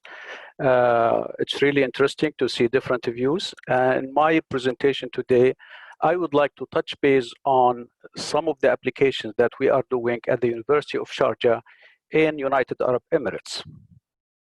My name is Ashraf al-Najjar. I am in the Department of Computer Science, and we have established in 2017 the Arabic NLP Research Group. The Arabic NLP Research Group is mainly concerned with using machine learning techniques into serving Arabic language. We are starting a number of directions over the past 3 years. Some are completed, some of these projects, and some are still undergoing. In the area of text classification, we have a number of projects, sentiment analysis, that's one. Dialect classification, document tagging, and offensive language also detection. Now, these projects are meant to involve researchers as well as students in order to deliver some outcome for the whole research community on Arabic language. Another project is concerned with image captioning using Arabic language, text summarization, how to read an article in Arabic and then come up with a summary after comprehending what we have read as a system. Questioning answer, that's another also based on comprehension. We try to answer some questions. This is a challenging area, semantic shift of words. We are trying to study the evolution of words throughout the timeline. For example, we have some words that they carry some certain meaning. In year 200 BC, what was the shift in meaning, if there is any, over the timeline? The problem with this one is the resources, how to create the resources. Also, we have another line that is concerned with the speaker and speech recognition. And I will show a few applications of these areas. Why Arabic? Why Arabic? Well, I mean, Arabic language, it has so much challenges as well as creating at the same time so many opportunities for researchers. The Arabic language is extremely rich when it comes for vocab compared to other languages. In some studies, we have more than 1 million words compared to English, for example, that's almost 10 times the size. The structure of sentences in Arabic takes several different forms, which makes it also more challenging.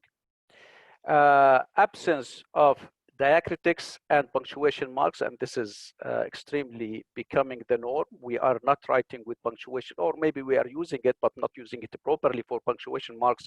For diacritics, it's becoming sort of what we are omitting diacritics, and that can affect the meaning of the sentences. A new vocab that's always emerging into the language simply because of the cultures, the foreign cultures, or maybe because of the development of sciences and technologies. Take, for example, internet. Now it's becoming one of the words that we refer to it among so many others.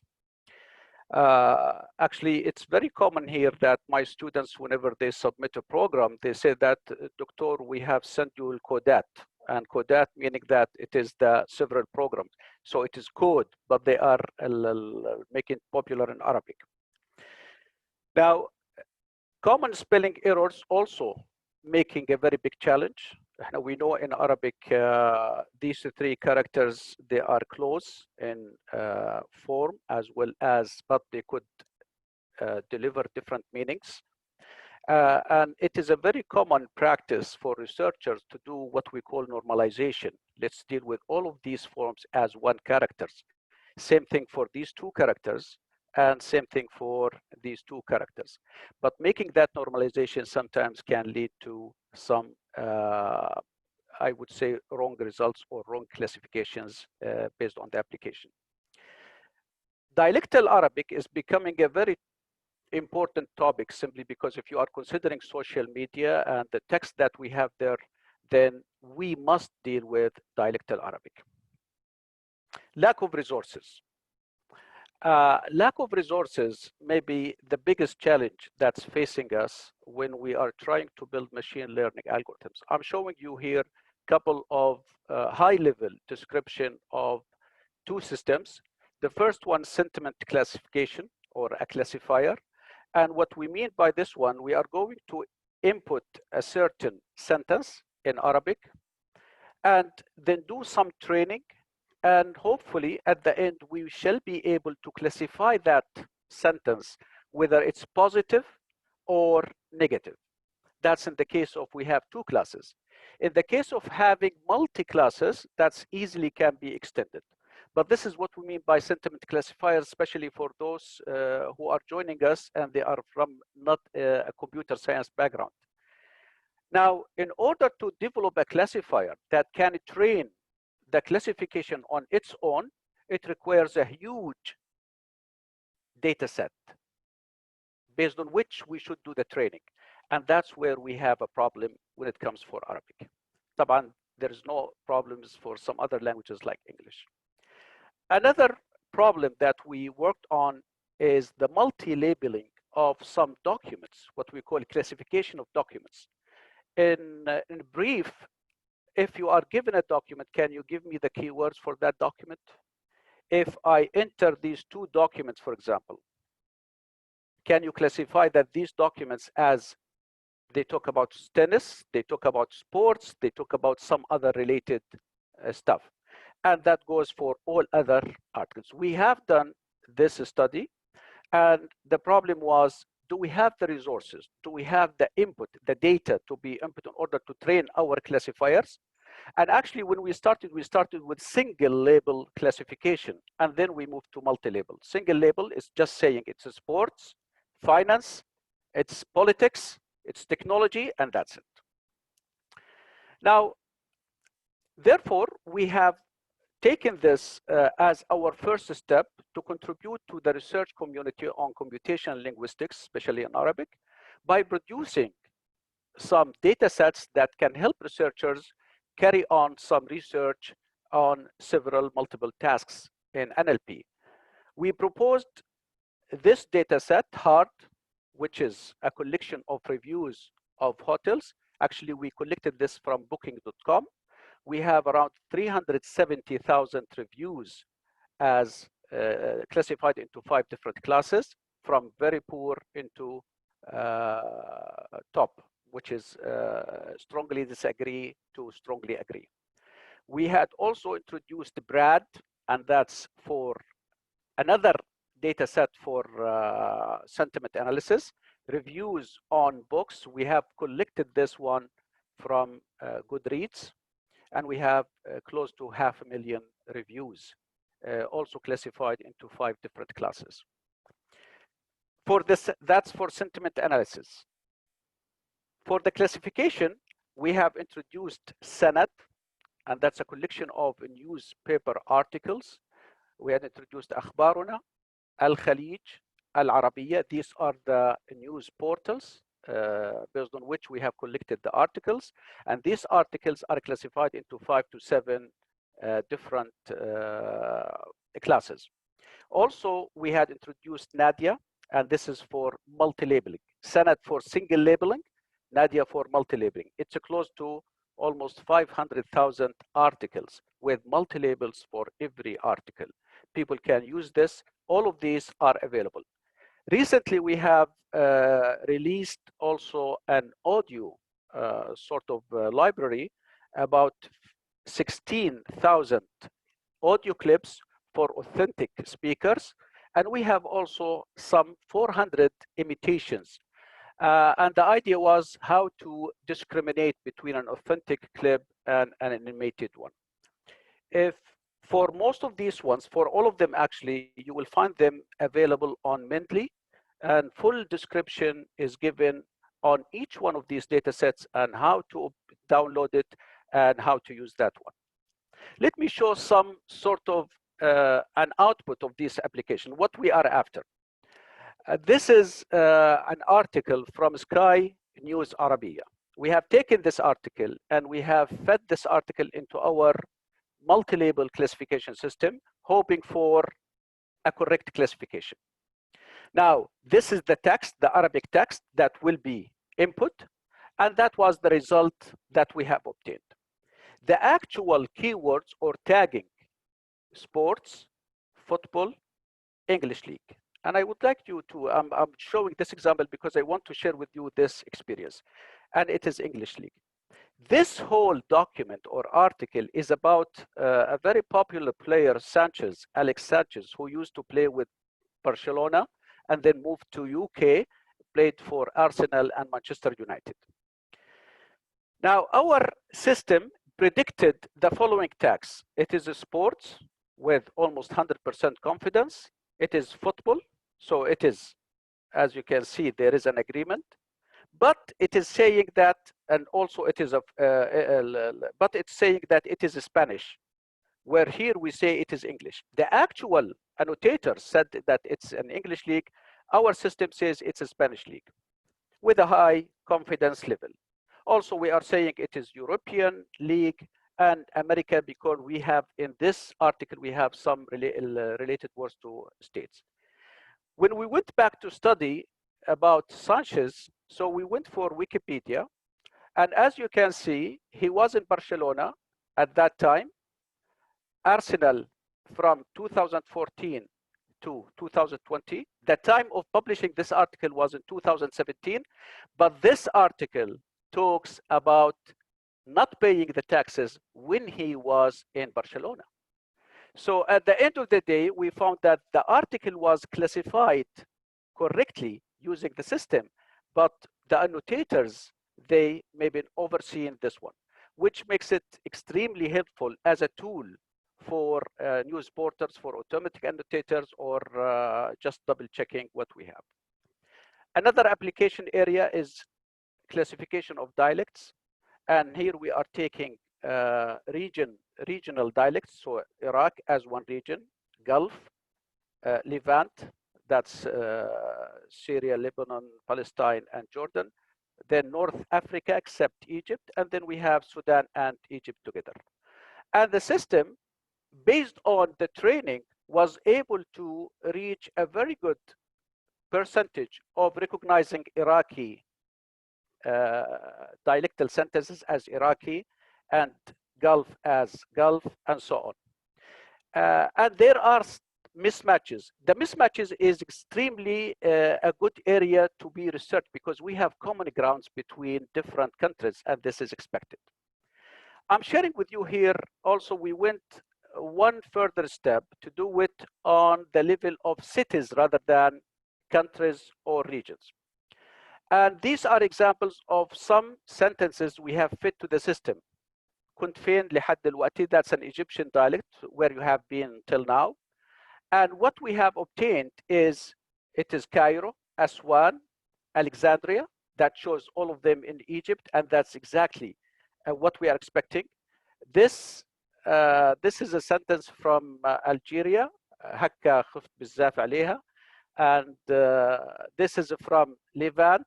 We have from Gulf, and I'm showing here all the cities they speak it. However, sometimes we get some sort of, we need to verify whether there is a word or a keyword here that is coming from Fas, from Morocco. And when I presented some of this work in Iraq, I was asking the people there about this shakubiha, which means what's up, sort of. And it has been classified correctly as Baghdad, Basra, and then low confidence when it came for Mosul.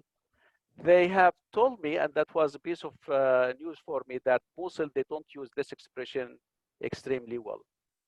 One more minute, please, yeah, Professor that's Ashraf. fine. That's fine. I am on time.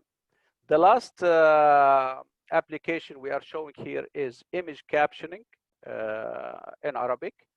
And the idea is to train the system on captions and then try to generate some description of the image. And here we are showing some input images and the Arabic generated sentences. Also, I'm showing the English translation for those who do not know Arabic. Sometimes the original caption here for this one, it was about a bicycle in a sort of among the trees and so on. But because we are using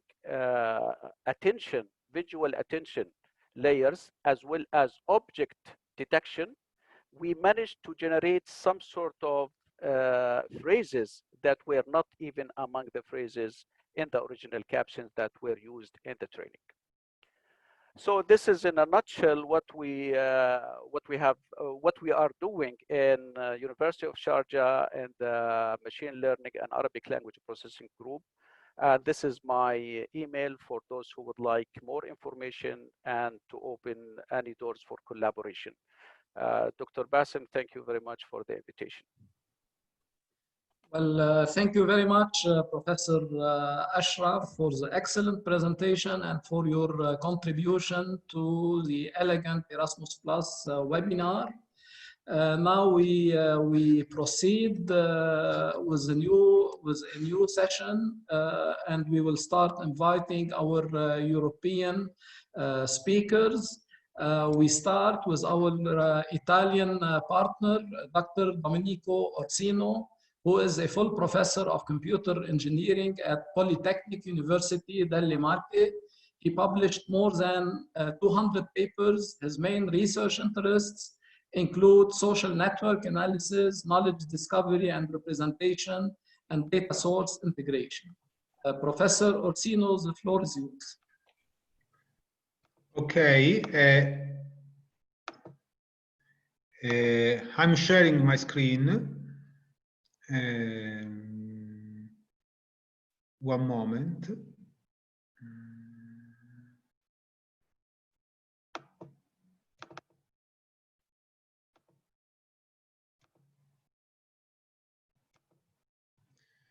Do you see my presentation? Yes. Okay. Hello, everybody. I'm Domenico Orsino from Polytechnic University of Marche, and I will talk about the application of social and more in general network analysis for knowledge extraction in several contexts.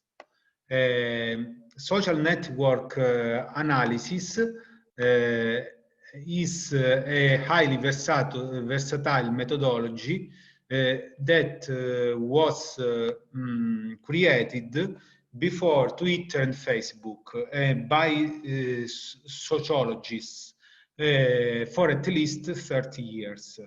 Social network analysis can be described, in fact, as the study of human relationships by means of graph theory. It was largely applied to social media because in this context, data are easily available and research opportunities are numerous and promising. So, social network analysis was created before the advent of the current social media. And it was investigated by few researchers and was little considered until the advent of online social network. In fact, with the advent of online social networks, this scenario has radically changed. And social network analysis became a very hot topic. Social network analysis is based on a central concept. That is to say that our relationships, taken as a whole, define who we are and how we act. What is a social network? A social network can be seen as a collection of sentences describing relationships. For instance, a sentence is the following. Alice loves Bob. This sentence in social network analysis is called dyad, and each dyad represents a relationship. That is to say, an arc in the traditional graph theory between two nodes. These nodes are represents the two people, Alice and Bob. In social network nodes, in social network analysis, nodes have a type because they can represent people, hashtags, etc. If a graph contains nodes of only one type, it is called one-mode graph. Instead, if it contains nodes of two types, it is called two-mode graph. There also exist multimodal graphs when nodes are of three or more types. There could also exist several types of arcs. From the previous description, it is clear that there is a strict correlation between social network analysis and graph theory, and also between social network analysis and complex networks, and that many of the results of social network analysis can be applied to graph theory and to complex networks, and vice versa. So our research, the general idea of our research is the following. We want to apply method, approaches, technologies, and results of social network analysis in several highly heterogeneous research fields, because we think that the same approaches can be used in different research fields to extract different knowledge, each knowledge pattern about the field where it is applied. To prove this, we considered 4 research fields: neurological disease investigation, data lakes, Internet of Things, and innovation management. In neurological disease investigation, we start from the idea that complex network analysis can be very useful for cerebral analysis. Cerebral analysis represents one of the most important biomedical investigation.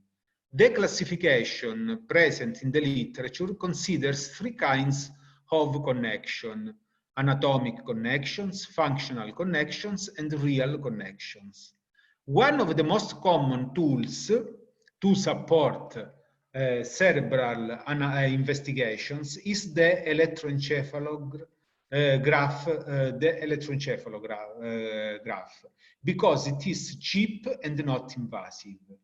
Our research activity in this field, conducted in cooperation with the Neurolab laboratory of another Italian university and with the Neurological Center, very famous in Italy, focused on the analysis of the network connectivity and on the detection of connection patterns therein. And the results of this analysis were applied to investigate 3 different pathologies, namely Alzheimer's disease, Creutzfeldt-Jakob disease, and childhood absence epilepsy. The second field where we applied social network analysis, and more in general complex network analysis, is data lakes. Currently, more than 80% of information available on the internet is unstructured. So data warehouses that were the main way to store information in the past are often flanked or even substituted by data lakes, characterized by flat architecture and a rich set of metadata.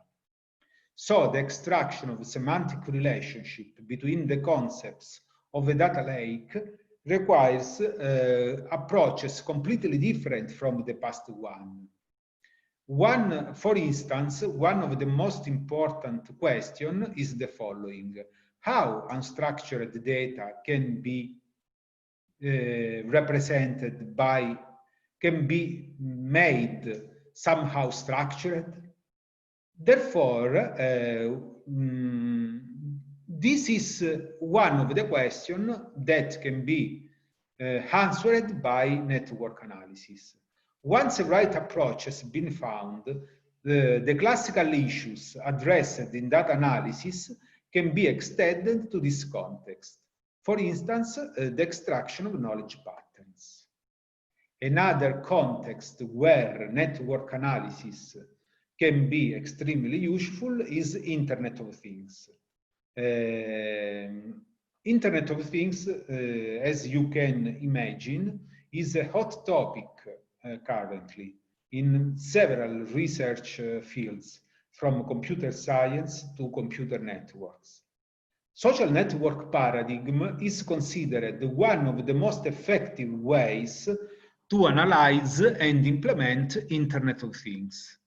In this context, in the last year, researchers are recognizing that modeling activity based on a unique global Internet of Things is not effective and efficient.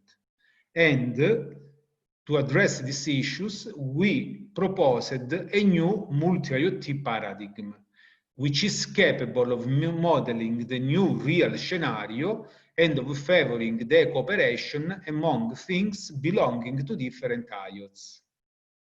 Furthermore, to give a first idea of the impact of the new paradigm, we redefined the betweenness centrality measure in such a way as to make it suitable for the multi-IoT paradigm. Then we proposed a new crawler.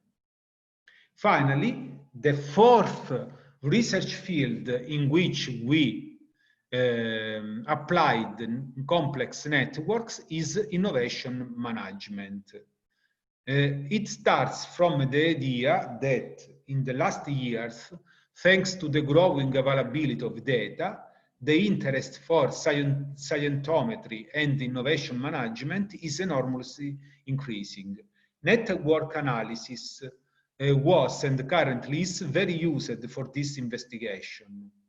However, often the classical metrics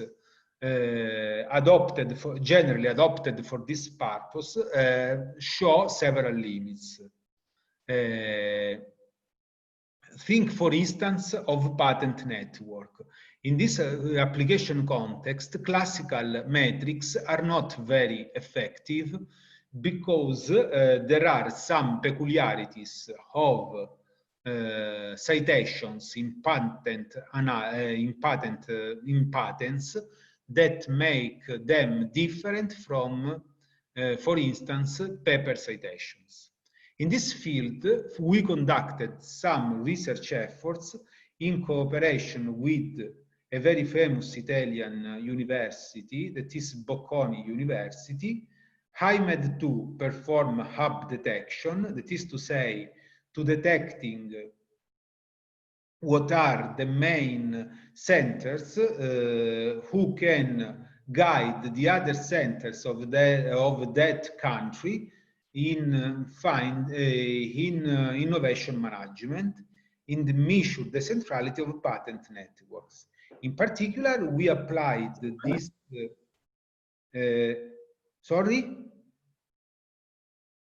We applied these ideas in several countries of Mediterranean countries, such as Algeria, Morocco, Tunisia, and Egypt, but Italy, of course. In particular, we addressed the following issues: extraction of knowledge patterns on the research activities and hubs of a group of countries, extraction of knowledge patterns on innovation geography starting from a world patent database, and the definition of a new centrality measure to evaluate patents and their citations. All this, all the approaches and analysis I have simply mentioned due to time reasons in this presentation were lead us to prepare, to publish a lot of research paper, and if you are interested, you can see them on the internet, or you can contact me at the address present in this slide, and I will send them to you. Many thanks for your attention. Well, thank you very much, Professor Ursino, for sharing your research activities related to the topic of the webinar. Now we'll move on, and it is with special excitement that I am pleased to welcome our next speaker, Professor Jorge Gomez, from the University of Oldenburg in Germany. Professor Gomez is a full professor and chair of business information systems at the University of Oldenburg. He is also the director of the Center of Environmental and Sustainability Research and a board member of the Energy Group at Office Institute. His research interests include business information systems, federated ERP systems, business intelligence, data science, and applied AI. Professor Gomez, the floor is yours. Yeah, thank you very much, Bassem. I will try to put my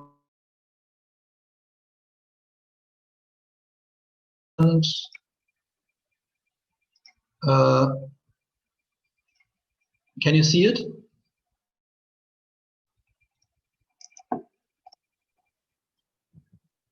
Bassem? We cannot see your slides yet. Do you want me to share it from my laptop? Do it from your laptop. I think there's a problem here. I already mentioned it. So yeah, sorry for that. Okay. It's strange.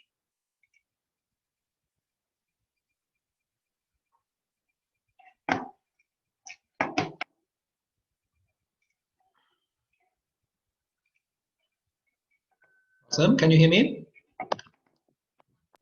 Yes, yes. I will share from my side your slides. So thank you very much. Meanwhile, I can proceed. First of all, I would like to express my gratitude to Bassem to be invited to this very interesting event, and I'm glad to present our major research activities on data science and artificial intelligence. I have been asked to give a presentation which is more a use case driven, and I'm glad to show you today some or to introduce to you some of our research activities we are driving at my department, especially in the chair of business informatics. Let me just go through the agenda that you have an idea what you're going to hear. Bassem, can you go to the next slide, please?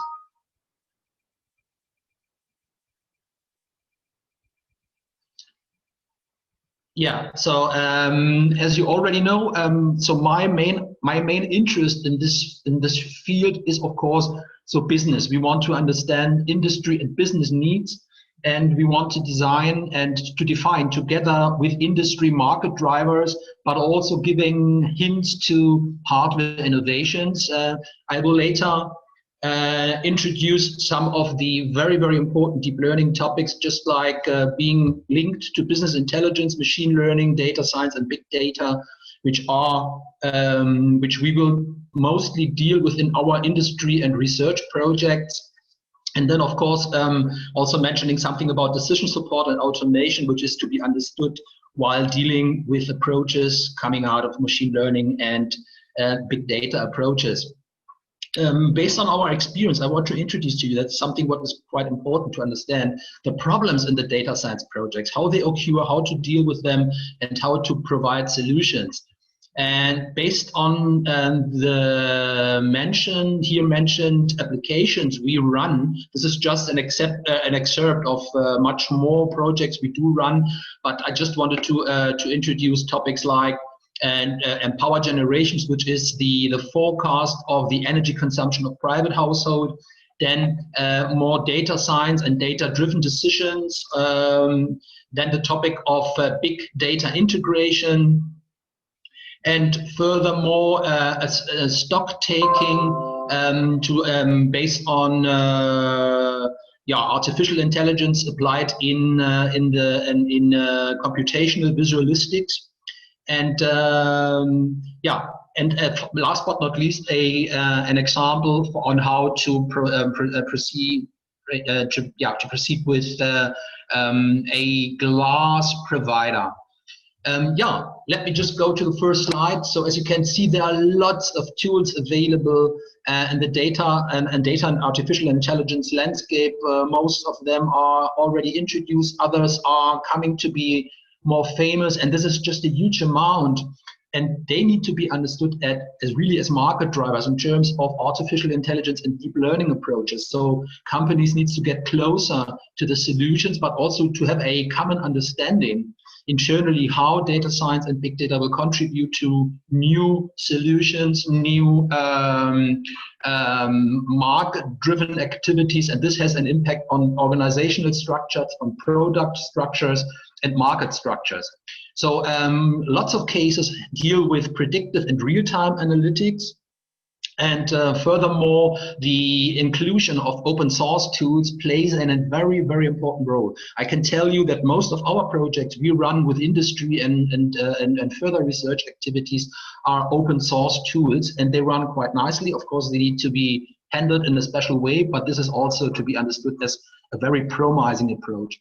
Furthermore, the availability of machine learning and deep learning pre-trained models, there are quite a lot of them existent. So for instance, GP3, which is a de facto standard, and image segmentation, which also is as a topic which have been introduced, and it's quite successful right now with industry.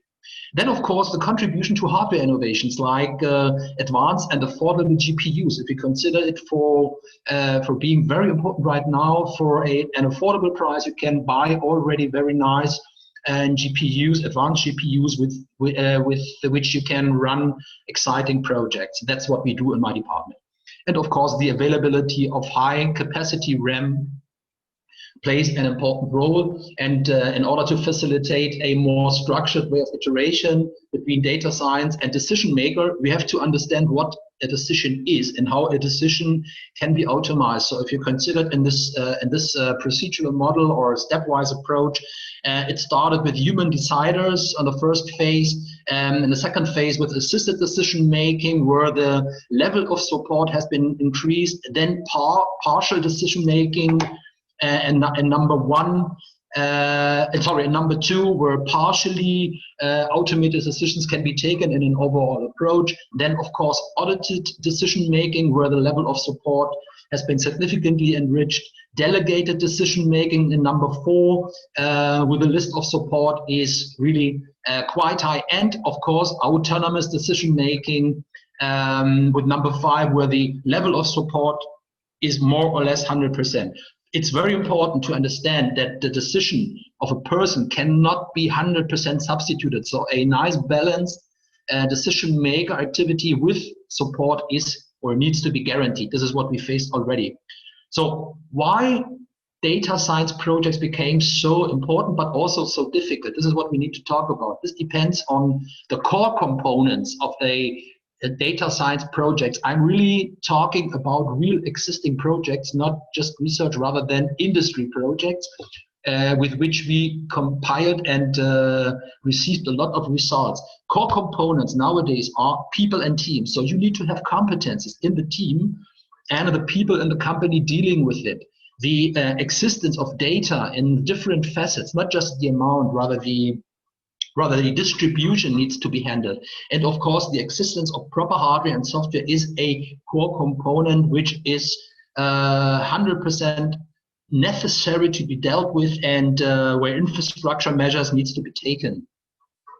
lots of companies told us about their need to address many stakeholders. So the project differs from the beginning to the different facets it might take over the time. So business owners, data engineers, decision makers, and data scientists needs to be, let's say, provided, needs to have a proper role within this process. Even if you have very high or even wrong expectations, of course, the existence of these profiles can only try to solve this problem. And the handling, especially the data engineers, in terms of addressing noise data, wrong data, and biased data needs to be kept in mind. And in order to make sure that at the end, the data scientist, when he's going to implement and the product can trust on the existence and the availability, but also the right form of the data. So we have a data-driven, at the moment, a data-driven decision culture, but this is not that much visible at the companies. They are now starting to introduce them, and this is, of course, my expectation to be part of it and to provide our expertise in data analytics, machine learning, and deep learning. I have been told by Basim not to be that much technology-driven, since this is has already been discussed. So I'm more focusing on our applications and our examples. So how to manage a data science project in the right form? As I already mentioned, we need to have the proper team and the proper people. So from our university perspective, and I'm happy that other presenters also mentioned those things from their daily activities and their daily research. We start in our university, in my study programs, with highly motivated bachelor and master and PhDs. So we grant the students very soon access to the problems we are facing in our research problem and also in our industry-driven project. So we integrate them in the projects, and this leads to a better understanding. This leads to a better motivation for their own bachelor or master thesis or even PhD thesis, since they are from the beginning in the projects involved and integrated. And this creates a very, very nice perspective to them, but also an added value to the project. So we run different courses and seminars. We do provide in the master's program a project group, and all of my projects are dealing with companies directly, and of course the inclusion of the students. And the typical results out of it are research projects. So as far as data is concerned, of course, the industry partners provide the data to us in different facets.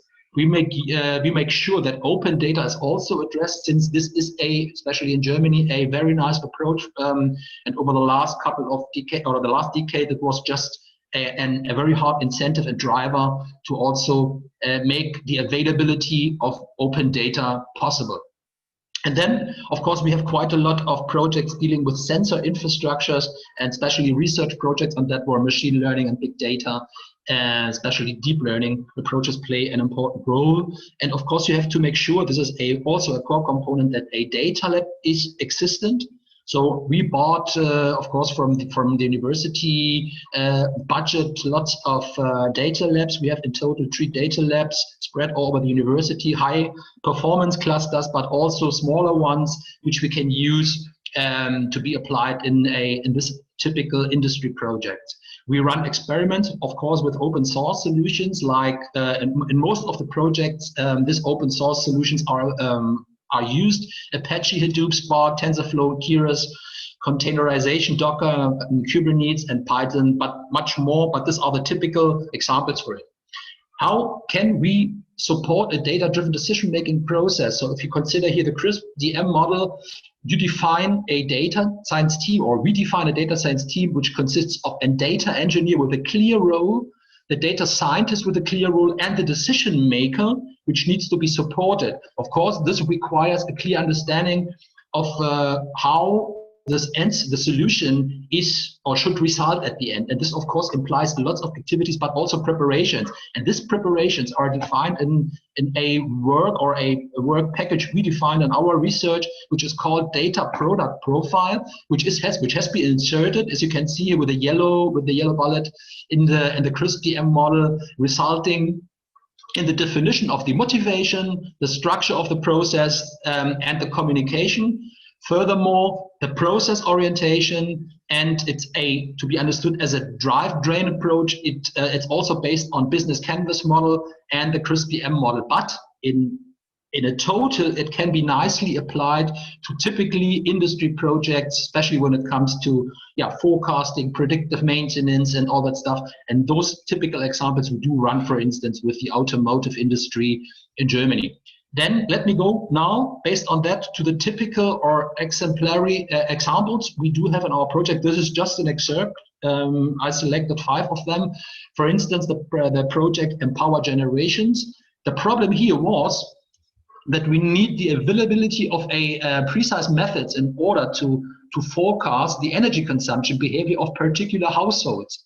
And this is, of course, crucial to understand it to be optimized over all energy consumption patterns. So you can learn from these patterns and you can adapt to individualize or personalize even the forecast of the energy consumption of a private household. And it goes beyond of that. Based on that, if you know how much energy you are going to use, you can, and you have your own energy production, like with solar panels, etc., you can sell the amount of energy you don't use to other households. And this is the important part of it. So different houses got different energy consumptions, of course, and it's hard to have a single generalized model since, of course, the behavior is quite different. Yeah, thank you, Russell, for the continuation. Another example is ROSIT. This is the forecast of arrival of buses using methods of machine learning. This is a two-step approach where we used MLP, LSTM decision trees, and random forecast regressors in order to forecast the delays of buses in the city of Oldenburg. And of course, this requires clear understanding on punctuality, security, reliability, and climate protection. So, and based on that, I could, for instance, just show you a picture on how the buses work in Oldenburg. So the additional information, how the delay is, will be pointed out directly. Yeah, another project we do have is it's called TRACE. It's about big data integration in the real world.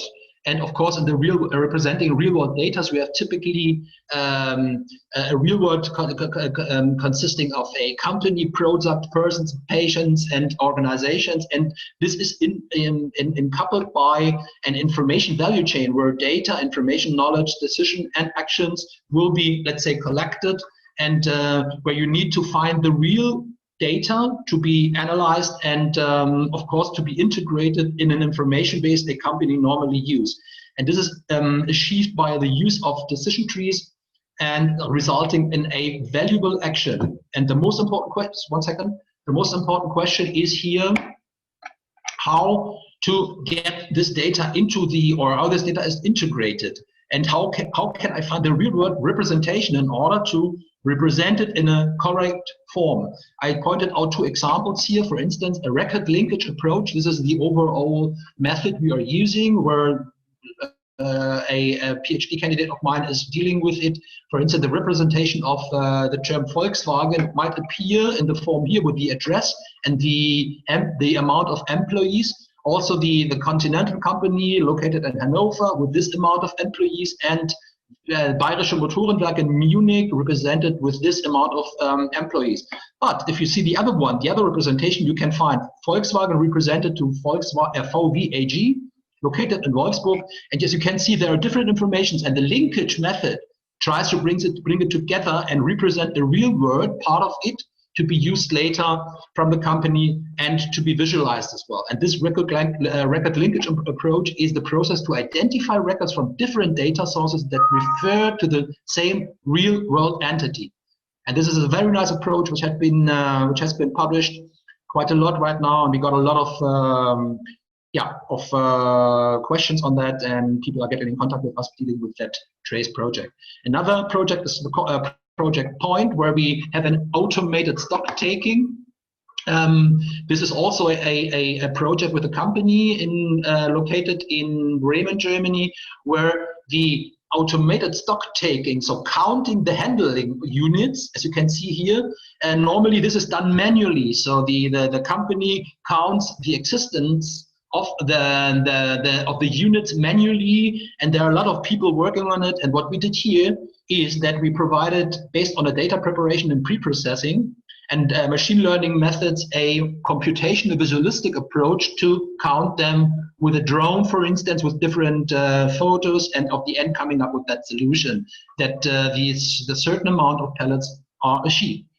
The last project I would like to introduce to you, it's so-called, it's called Propose AI, where potentials of artificial intelligence for e-commerce approach have been introduced. So the topic here is how a glass company, it's an online company with 50,000 glasses, and how to sell glasses online using artificial intelligence. And what we did is that we make that we argue as someone who tells customers based on face characteristics, so of the face, of the typical hair color, the distance of the ears, the nose, the mouth explanation, all that stuff to provide and to recommend a glass. And the next step, what we did, is to also typically fashion output of people to read it, to put it into a special style, and to recommend based on AI methods the most suitable, fittable glass to the customer. And this is realized, as you can see, with the flow manager approach. With the flow manager in a very classical data science project approach, and it's quite successful, and it's already existent. So you can even go and make some tests with it. Dear colleagues, I know the time is running, and I would continue not talking 2-3 more hours with you and making more things more interesting to you, maybe, and that we get in contact later on. But let me just summarize what you just heard. For us, data science and deep learning are challenging topics, but also, of course, promising topics. Technology driven by rapid development cycles, huge interest from the industry and academia, as far as, let's say, my team is concerned, and of course also Germany-wide from other colleagues are telling the same. Hardware and software innovations are addressed. Enormous market growth in the last years have been addressed, and we learn from the past. So expertise, especially in business intelligence and data science, can really bring up new values to industry and, of course, also to science as such. So we need more use cases for deep learning. They are appearing, and we are ready for them as much as we can do, of course, and especially not just only in computer vision and natural language processing, rather new upcoming ones we are dealing with. Yeah, companies will face more and more big data issues due to the usage of mobile devices, smart factories, social networks, and further developments in sensors and mobile devices. So as you can see, this is also an interesting topic, and I knew from others that there are colleagues from here that they're also dealing with. And topics around data analytics, data science, machine learning, deep learning are going to be more closely integrated with well-established business intelligence solutions. This is something what we do with the company SAP, the German ERP vendor, the world market leader, together in a research cooperation. But also the total amount of companies that are data-driven is going to grow in the future. This is something what we have to consider as very important, especially in this new upcoming field. This will guarantee working places, this will guarantee success, and of course, long-term success. Yeah, and nowadays it's still a huge challenge for companies to use an open source software stack for data analytics efficiently. So this is something where we need to do more research, how to grant and to guarantee that open source software solutions are really applicable for companies making or having this impact, the expected impact to them in a positive way. And there are going to be more open source, deep learning and data science software approaches and solutions, and of course also pre-trained models, which makes things easier and to be understood, to be available in the next close future. Yeah, with that, I know I'm a bit late, and I would like to say thanks once again, and thanks for your attention, and I'm very much looking forward to that you contact me, or that we might find a way to cooperate. Bassem, thank you very, very much for the invitation. I'm very glad on that. Thank you very much, Professor Jorge, for the great presentation and for sharing your experience in relevant projects. We'll move on now to our last speaker in the European session, Dr. Katia Vojvodik, who is an associate professor and head of Department of Economics and Business at the University of Dubrovnik in Croatia. Her research interests include retail management and supply chain management. Dr. Katia, the floor is yours.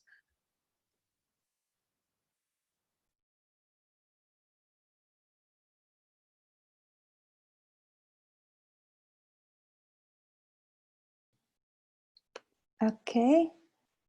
Thank you, Dr. Bassam, for the introduction. Are you able to hear me and see the presentation? Okay, thank you.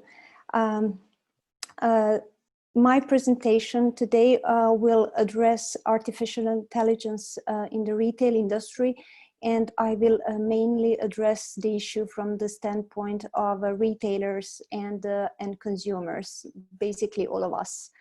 So retailing is such a common part of our everyday lives that I would say that we often take it for granted.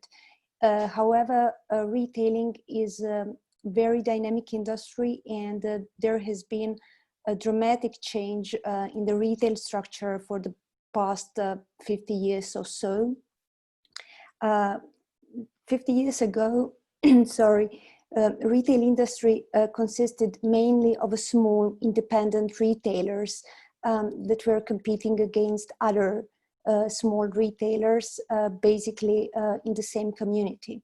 Nowadays, situation nowadays the situation differs, and the global retail industry is dominated by a large national and international retailers. And overall, the retail industry is growing at incredible pace. And I would say that customers are also becoming increasingly spoiled. Regarding the evolution of a world of retailing, I will just say a few words regarding retailers' role in supply chain. Since retailers are a key component in supply chain that link manufacturers to consumers. And in that sense, a question arises, why are retailers needed? And is there a possibility to skip them? However, the answer, in general, the answer is negative one, since retailers add value and are more efficient in doing so than other participants in the supply chain, for example, manufacturers or wholesalers. So the value creating activities in this sense that are undertaken by retailers mainly include providing services, providing assortment, and holding inventory, among others, of course. Regarding the benefits of artificial intelligence in the retail industry, I would say there are numerous advantages and benefits. However, we have to take into consideration the fact that customer experience represent the means of differentiation. And that is a very challenging task for retailers, especially in the present digital era when innovation and digitalization are critical for retailers in order to gain a sustainable competitive advantage. In addition to that, use of technology enriched retail services are also of a great importance in the retail industry, since they enhance the overall retail quality and create a more personalized retail experience. So basically everything is around forming retail experience. Here within this slide, you can see 4 main fields that I will address today. Regarding benefits of artificial intelligence.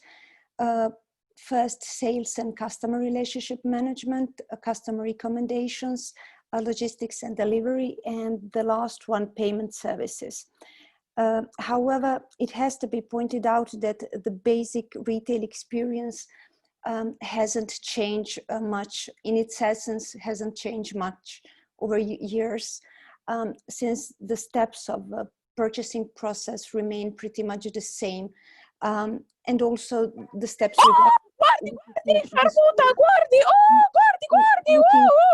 the right product and making purchase. On the other hand, in this sense, artificial intelligence has the potential to transform the traditional retail experience and to improve it with personalization, automation, and increased efficiency. We will start with the first one, and it refers to sales.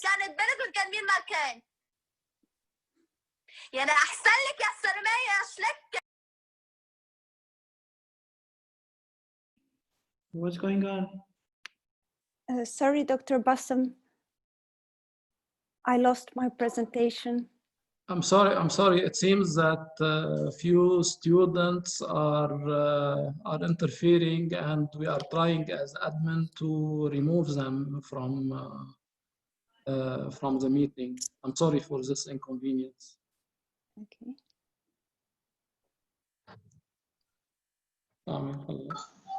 Dr. Bassam, you can mute everyone and doesn't allow anyone to unmute themselves by themselves.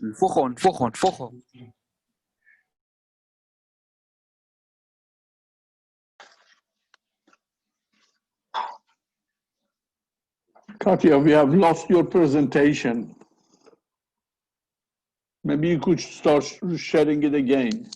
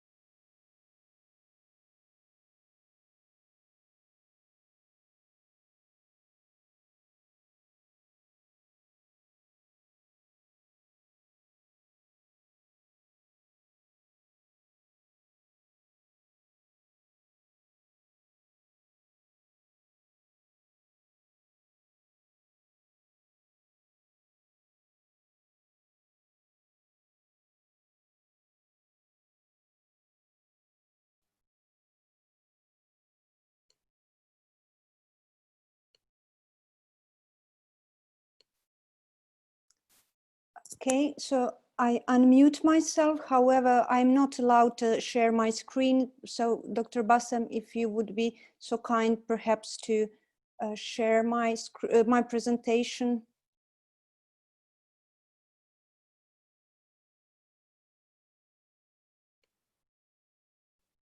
Mm-hmm.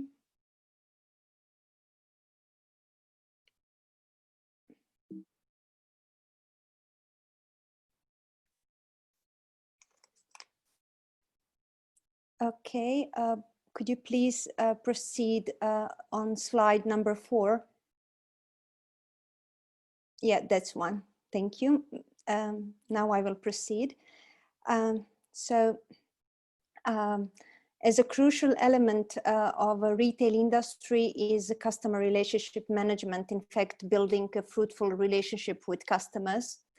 And it's important to outline that traditionally marketing has focused on attracting new customers.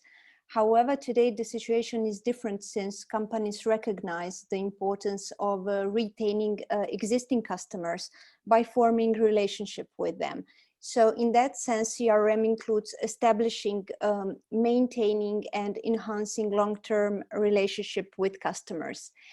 In the sense of artificial intelligence, here in-store humanoid robots should be mentioned.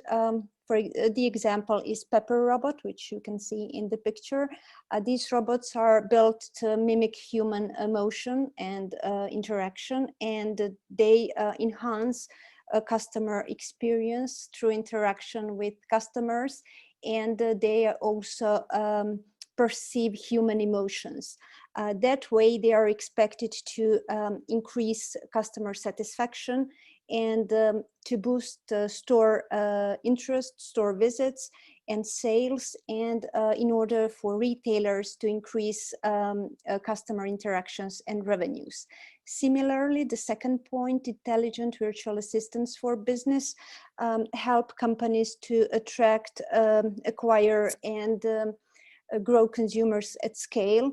And in fact, they serve as a type of virtual team members, and they autonomously engage contacts, customers and other partners, engaging in human-like two-way interaction.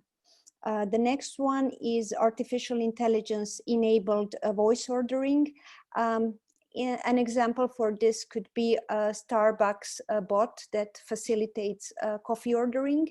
So customers can chat with My Starbucks barista. It's an app to place order, which can be placed with voice or text, and later on the order waits for them at their local Starbucks shop, and of course that way they can skip all the line.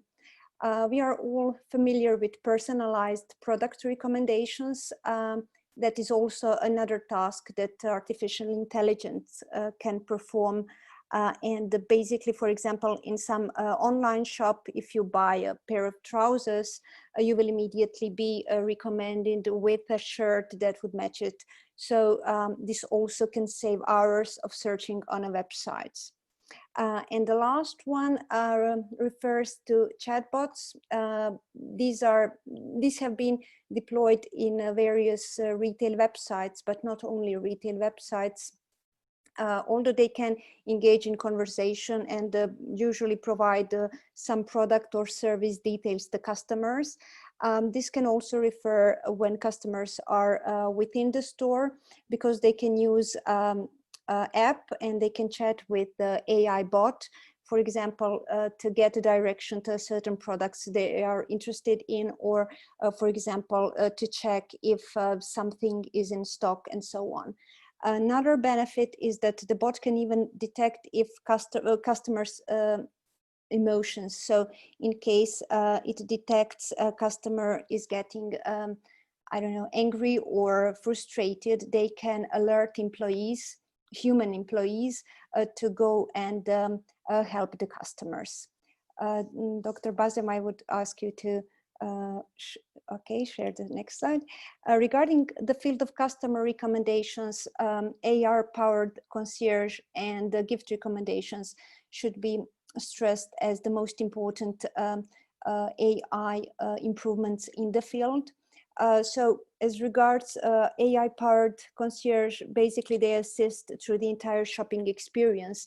And in the field of e-commerce industry, this app is well known as a personal shopper app. So in fact, it's a kind of smart concierge that can help find a right product at the lowest possible cost by searching like hundreds of different online stores and looking for best possible deals and offers. An example for this could also be Sephora, which is a French multinational retailer of beauty products and personal care. It makes easier to find makeup for women. They have so-called color IQ scans that scan customers' face, or they also have lip IQ scans, and they in fact provide personal recommendations for women in this context for some foundations, concealers, and other beauty aids. Regarding gift recommendations, these basically refer to the similar things through different information provided by consumers about gift recipients. The software tailors gift recommendations in a way that it compares specifics provided to gifts purchased for some similar recipient. Economy by 2030. $3.1 trillion is equal to the Arab world economy. Only blockchain technology in 10 years.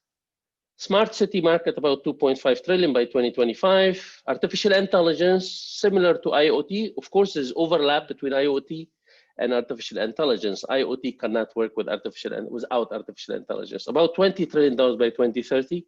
And the last thing, all these digital technologies will contribute or generate about $60 trillion by 2025. In 5 years' time, the digital technologies will generate per year, $60 trillion, which represent 2/3 of the world economy, which is $90 trillion today. So this is a huge opportunity for the Arab world, for the Middle East, for the developing country to contribute, to invest heavily in this digital technology to be on the map of economy and digital economy. Because if we don't, we will be very much left behind. So how we do it? Is it like many people, they think, okay, we will use artificial intelligence, or will we use blockchain or whatever digital or emerging digital technologies? They will fail. Similar to Nokia. Nokia failed. Nokia was occupying 70% of the market share of mobile phone before 2007, was kicked out by inexperienced mobile phone company like Apple by introducing innovative digital business model. This is the key. It's not the technology itself. If you use the technology without a new business model, you're not gaining anything. You might improve a little bit of efficiency or productivity, but you cannot be digital disruptor in the market without a new digital business model. And this is what happened with Uber, Netflix, and the rest. Look at Debenhams, the second largest department store in the world, is closing down completely. Why? Because they failed to digitally transform. They are using artificial intelligence, but it's not enough. They are using blockchain, but it's not enough. You have to use it in a proper way. That's why we, and myself, I introduce a digital transformation framework called Matrix. This Matrix, it's an acronym. Each letter of this acronym represents one component of how we do digital transformation in a right way. First thing is the mindset. The mindset. If the leader, especially the executive, if they don't have the right mindset, the digital mindset, the transformation mindset, they cannot transform the organization or the country or the company. So this is number one. You need to have digital strategy. The digital must be in the core of your strategy. The strategy is not when the CEO talked about digital. Must be written a plan in 5 or 10 years. And then you have to have the capability. In the Arab world, unfortunately, most of the Arab world or companies or government, they have, if they have a strategy, they never execute. In order to execute digital strategy or strategies in general, you have to have capabilities. You have to have internal capability. Unfortunately, in the Arab world, in the Middle East, most of the company, they don't have knowledge, they don't have a strategy. So vendors will drive them to sell their product. And selling the vendors a product to the company organization, they are not in the best interest. This is what's happening because we're experiencing this. My company and myself, we're experiencing this with all the companies in the Middle East. No matter how big and powerful, but they are not doing it the right way. So we need internal capability. We need strategic internal capability, digital capability, digital transformation management capability, innovation capabilities. And then you have the transformation. Make sure you don't change, you transform. This is a different thing. Changing, it means using the technology without business model, a new business model. Transformation, it means using the technology in a smart way, innovative way, where you identify new business model and create disruption in the market, and you kick companies like Nokia and Kodak and Debenham and Toys R Us from the market. This is what we're talking about. Regulation, we have to be careful. We don't do something like illegal or not respecting the law of the country. For example, in Saudi Arabia or UAE, you can't send sensitive data to the public cloud. That's why you see Amazon, Microsoft, and Google, they created in 2019 cloud-based data centers, 4 cloud-based data centers in the Gulf country. Innovation, no digital transformation. You can't benefit. You can't protect yourself in the 21st century. You can't be part of the digital economy if you don't implement innovation culture in your company or organization. Innovation is not research. Every single employee must innovate, should be on the KPI and evaluation at the end of the year for each employee, from the top executive to the lower person in the hierarchy.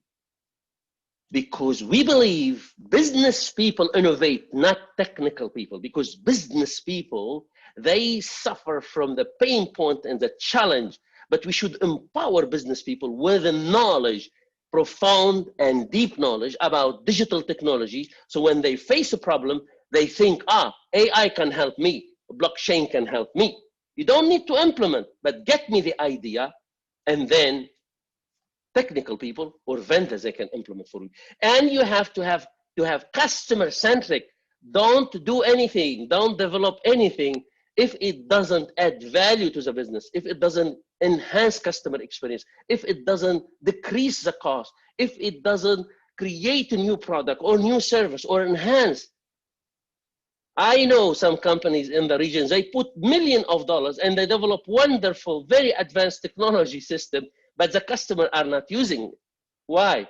Because when they develop those systems, they didn't develop it around customer value and customer challenges and customer problem. There's a lot of things to talk about, but this is enough, I think. Okay, so next, we go next. Because I'm not controlling it from here. Yeah, so roadmap quickly for digital transformation. We can, first, this is roadmap for everybody. We have to align the leadership, the mindset. Second, we analyze the market. What's happening in my region, in my industry, in the world. Third, we have to establish digital strategy based on what's happening, the market analysis. And then after that, after we establish our strategy, written strategy, we have to empower or make the company ready. They have capability, activate readiness. We have capabilities in order to execute the strategy, the digital strategy. And then you innovate strategically. When you have strategy, you have capability, you innovate around your objective. And then what happened? I think there's people waiting here. 1, 2, because I am the admin now, I have to let people enter. Then you innovate strategically around your objective, right? And then you start identifying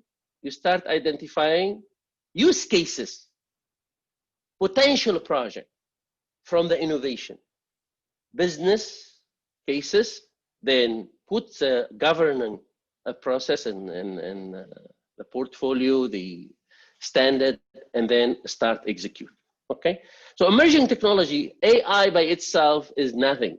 Maybe it's one of the most important component of emerging digital technology, but itself, it doesn't work. It doesn't work. So what do we have? We can't talk so much here. We have data science and analytics. We have artificial intelligence, which is part of the analytic, which is the highest mature level of analytics.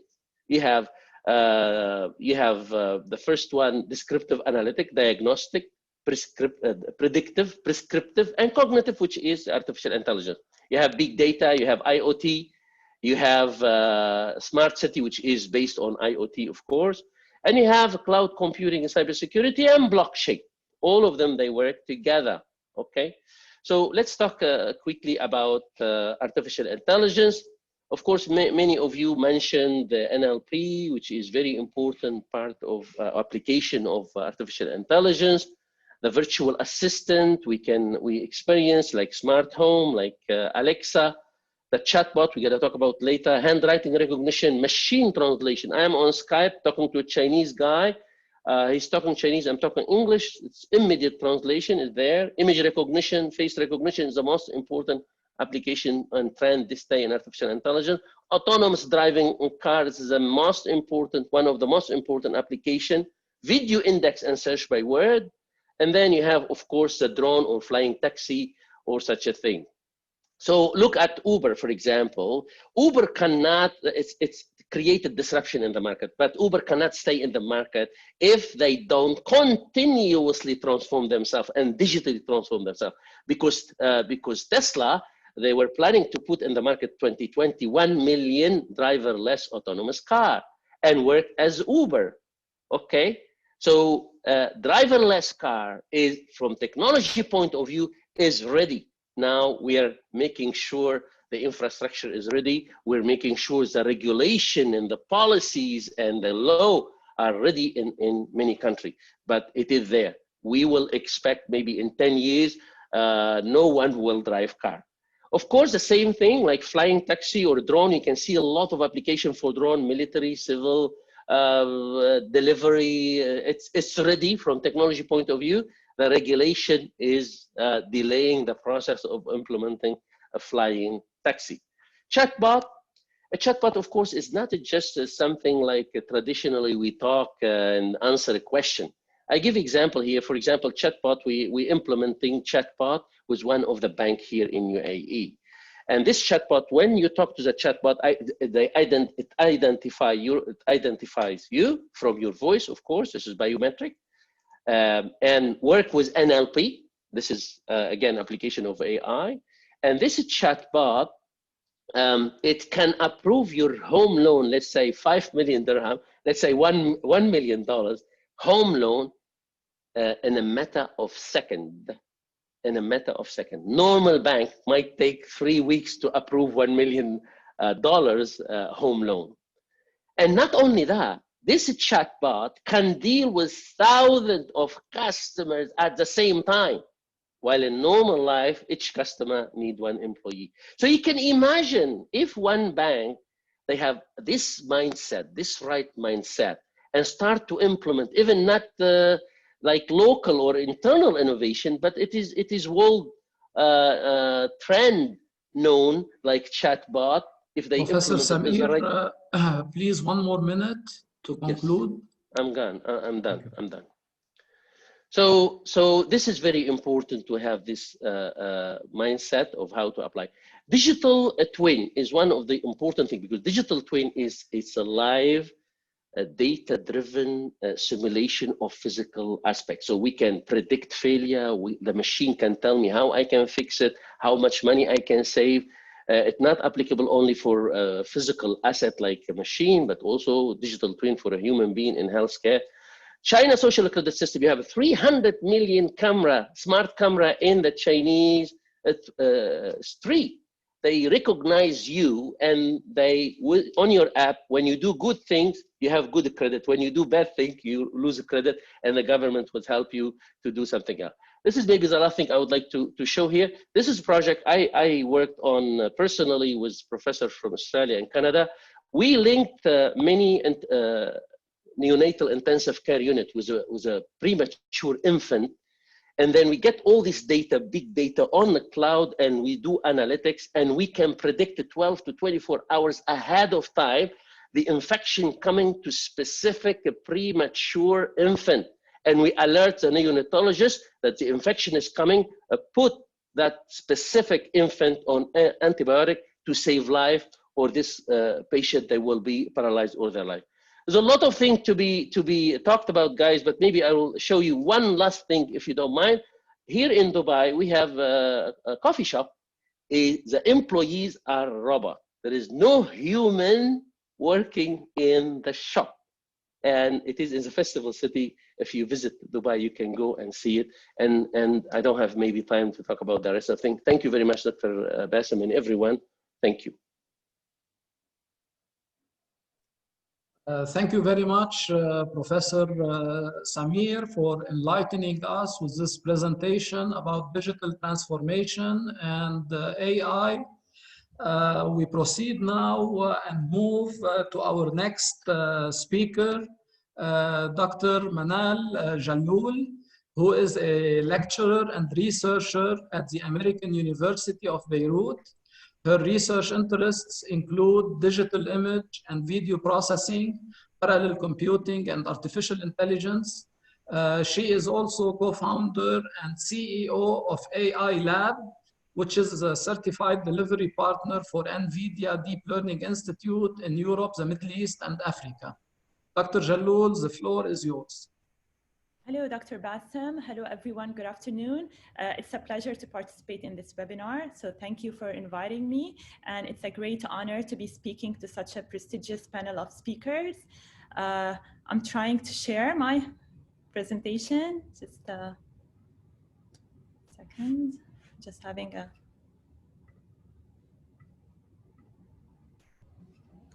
Okay.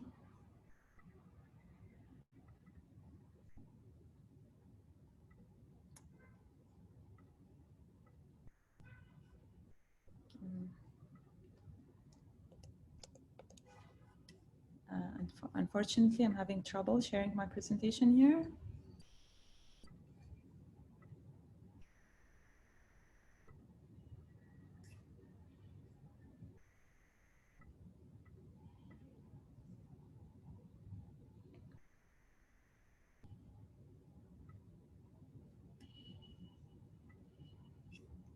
Okay.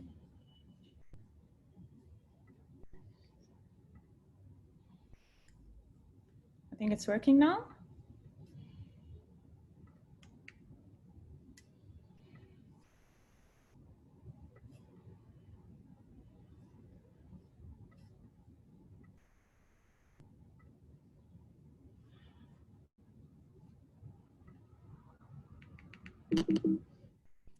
So, hi everyone.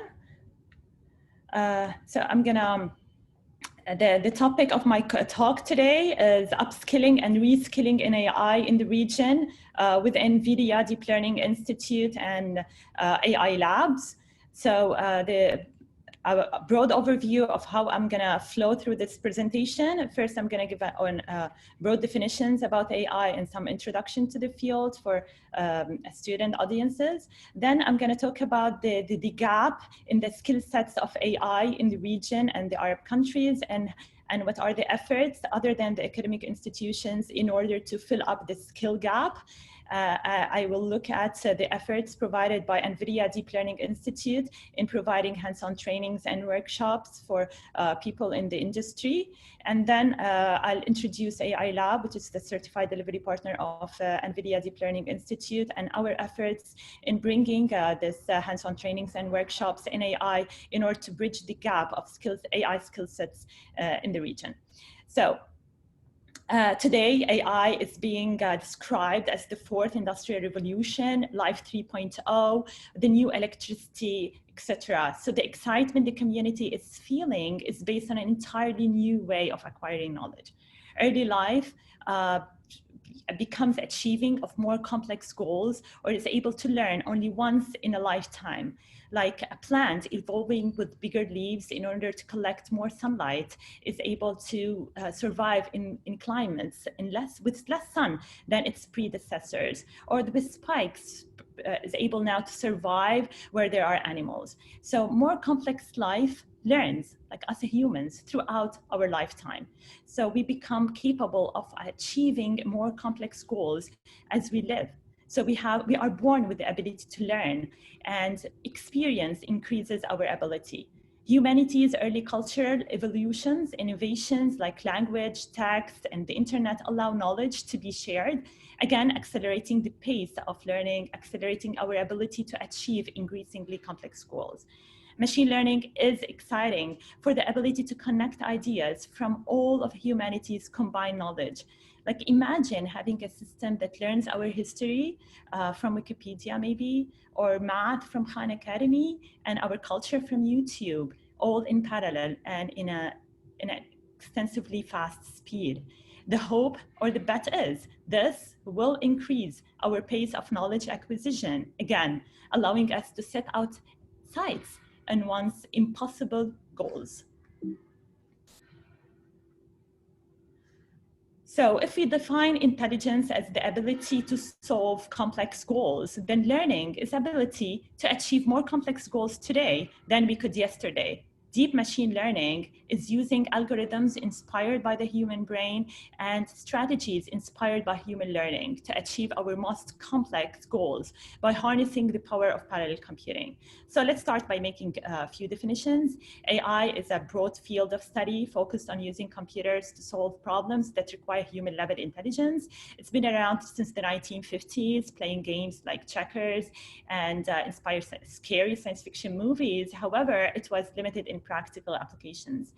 Machine learning, on the other hand, is an approach to AI that uses statistical methods in order to build models from observed data. Now, it generally relies on human-defined classifiers or feature extractors. However, which could be as simple as linear regression. Then we invented smartphones, webcams, and social media services, and all kind of sensors that are generating this huge amount of data. And with the created challenge of really understanding and extracting insights from the data. So deep learning is a machine learning approach that automates the creation of feature extractors using these large amounts of data to train complex neural networks. So what is really that caused this revolution in machine learning? Well, three things that actually happened at nearly the same time are the enablers of this evolutionary advances in machine learning. First, we have improvements in deep neural network solvers and techniques such as convolutional neural networks that's made the solution more tractable. Then we have significant big data movement, which has provided the data necessary to train these deep neural networks. Like today, we have almost 2.5 quintillion bytes of data that are produced every day, and the number is increasing daily. With the introduction of social media, there has been a proliferation of data, primarily in the form of images and text. The third factor would be the GPUs, or the graphical processing unit, which has provided the computational power necessary to solve DNNs in reasonable amounts of times. So now GPUs allow data scientists to build better models faster. So data scientists can run more trials and make up better models much faster than using CPUs.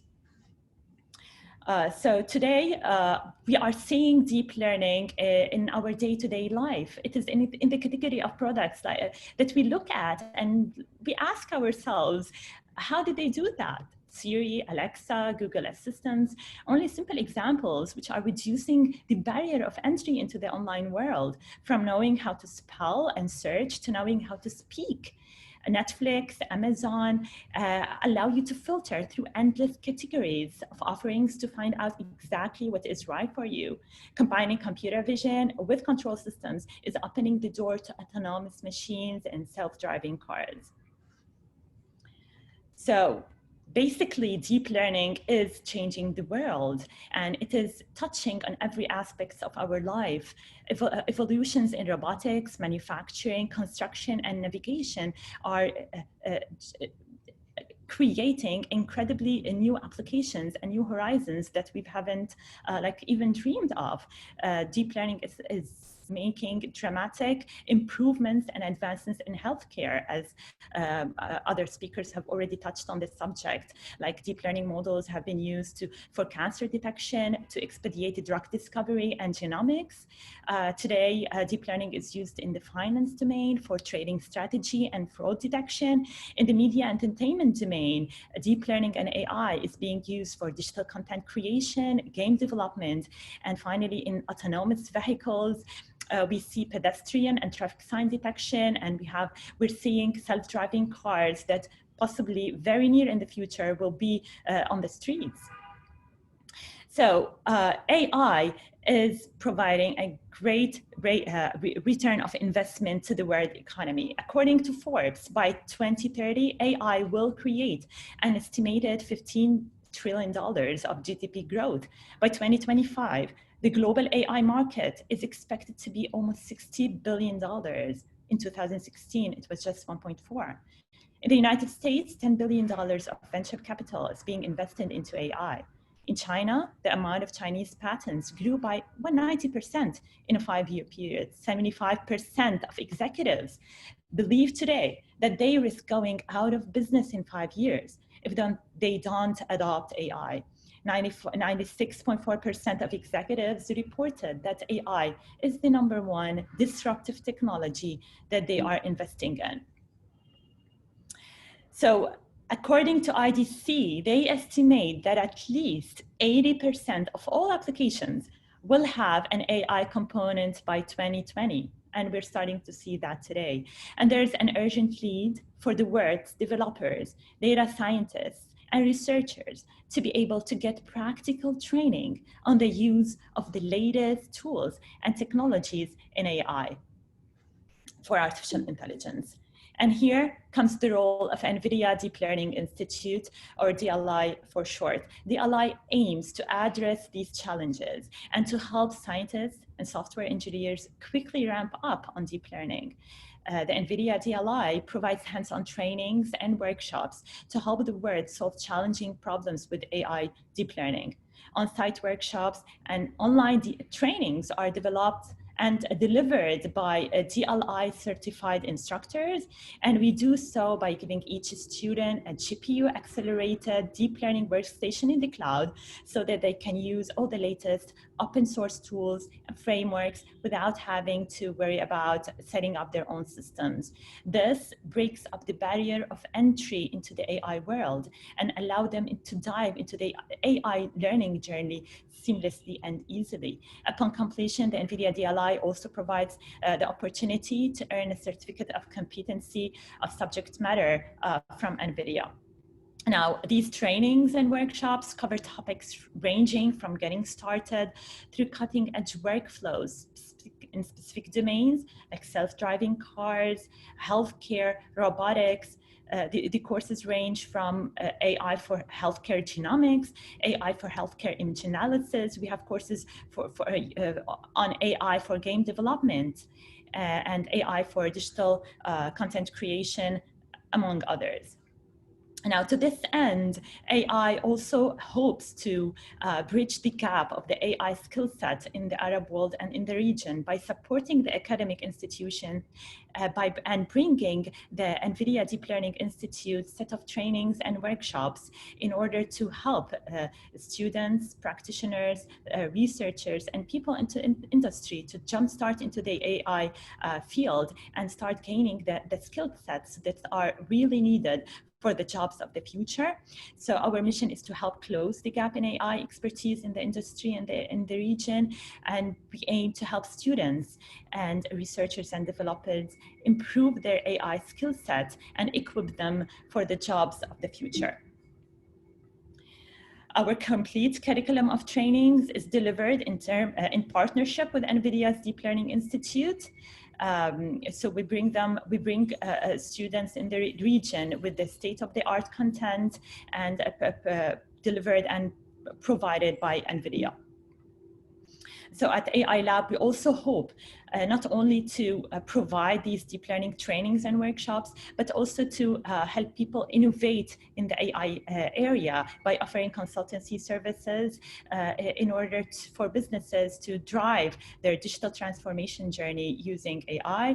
And we also provide a space for people and entrepreneurs to interact and share knowledge and expertise in the field of AI. So this is just a glimpse of some of our deep learning trainings that have been delivered in the past year, either face-to-face or online via NVIDIA's virtual delivery classroom. And these trainings took place in Lebanon, United Arab Emirates, Saudi Arabia, and recently in Turkey.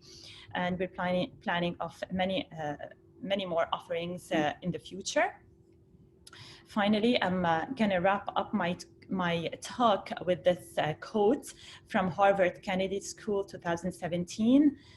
One could imagine a small, technologically advanced country, maybe like Lebanon, developing an accelerating technology edge that facilitates extreme economic growth far beyond what would be normally expected of a small country. And again, this is my personal vision of Lebanon and the Arab world. Thank you. Thank you very much, Dr. Jalloul, for this interesting presentation and for your contribution to the elegant webinar. We'll move on now to our next speaker, Mr. Maher Salemi. First, I would like to apologize for the slight delay in presentations. I know Mr. Salemi is a very busy person. He was the most responsive among our webinar speakers in replying to emails. He replies in no time. He's a computer and communication engineer, graduate from American University of Beirut, with 18 years career in the IT sector in the Gulf countries with leading companies as Cisco, SAP, Oracle, and IBM. He is leading the data and the AI practice in Abu Dhabi, helping government entities and their data strategy to enhance their journey to artificial intelligence using a unified data and AI platform. Mr. Salemi, the floor is yours. Thank you, team, and thank you, everybody, for beautiful presentations. And Manal, for your last sentence, I'm very happy that we have some hopeful people still in Lebanon. This is great. Some other people have lost the hope. I watched some presentations, and really very interesting from, for example, Professor Samir as well. And I actually emailed a couple of the presenters because we are working on certain projects from IBM perspective on Pepper robot, for example, or chatbots, or the Arabic NLP. This is a really good forum. And if the people who are here already watching this are not convinced that AI is the best and the most important thing that is gonna affect every business, then it's gonna be they're gonna have a difficult future.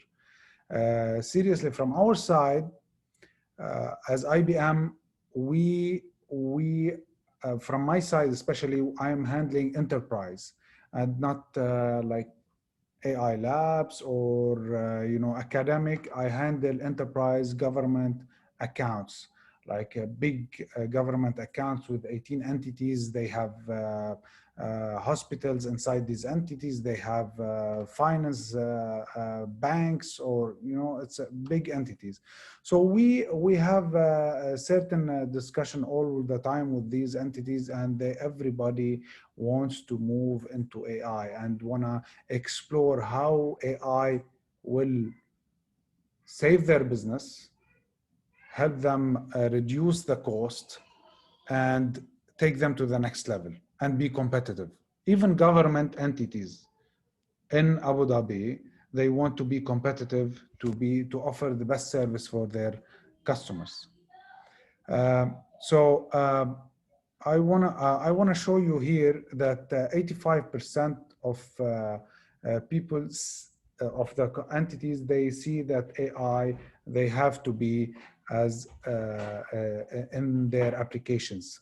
And there are lots of talk about the AI that happened in this seminar and this webinar, but I want to focus on something that I don't think everybody has focused on, which is the data.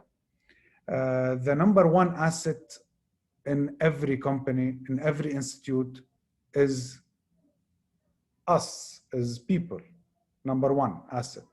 The second asset is the data, whether we like it or not. Whether you are an army with multi-billion dollars ships and Patriot programs and all this, the data is number one. And it's not me who is saying that, it's the customer who has heavy assets, okay? From the army to the police to the healthcare to the ministry of whatever, you name it, data is number one. And we have to take care of data. There is no AI. And this is for everybody. There is no AI without information architecture, the data. And the data, if we don't take care of it, how to collect it, how to organize it in the right way. Thank you, Professor Samir, for agreeing with me. This is very important. Okay, so from IBM side, we call it the AI ladder. How to reach there? We have to collect the data, because the data can be in-house, can be on social media, can be a real feed, real time from cameras, can be social, whatever you are thinking of, we have to collect it. How to collect it, the tools that we need to collect it. And then how to organize this data. Organize it in a catalog and curate it and make it usable, that we can, because there, if you go to organizations, a lot of organizations, they have seriously, some organizations have petabytes of data and unusable. Maybe 84, 85% is unusable. It needs to be organized. This needs a lot of tools. As well, AI can be put there in order to organize this data. After this, analysis. Of course, as well, Professor Samir has talked about, is it prescriptive, descriptive, predictive? So many analysis and dashboards. This is the visualization that we show you, is only like the creme on the cake. It's only a visualization, but the real essence of the analysis and how to use these patterns. And then you can make a model. The model, then you can put this model into effect and see if it is working well, and then change the model. There's something called as well auto AI. So you put the model, put AI on top of it, and then the model changes itself. Then changes itself until you reach to the right part where the model is 95% accurate, for example. And there's as well products called, in IBM, it's called OpenScale. It shows you how accurate is this model. And how did the AI reach to this conclusion? They used certain items, or and this is of course infused in the applications of the enterprise, like CRM, like supply chain. Imagine there's a critical mission that has to happen. So many different datas from different silos. They have to collect it, put it in some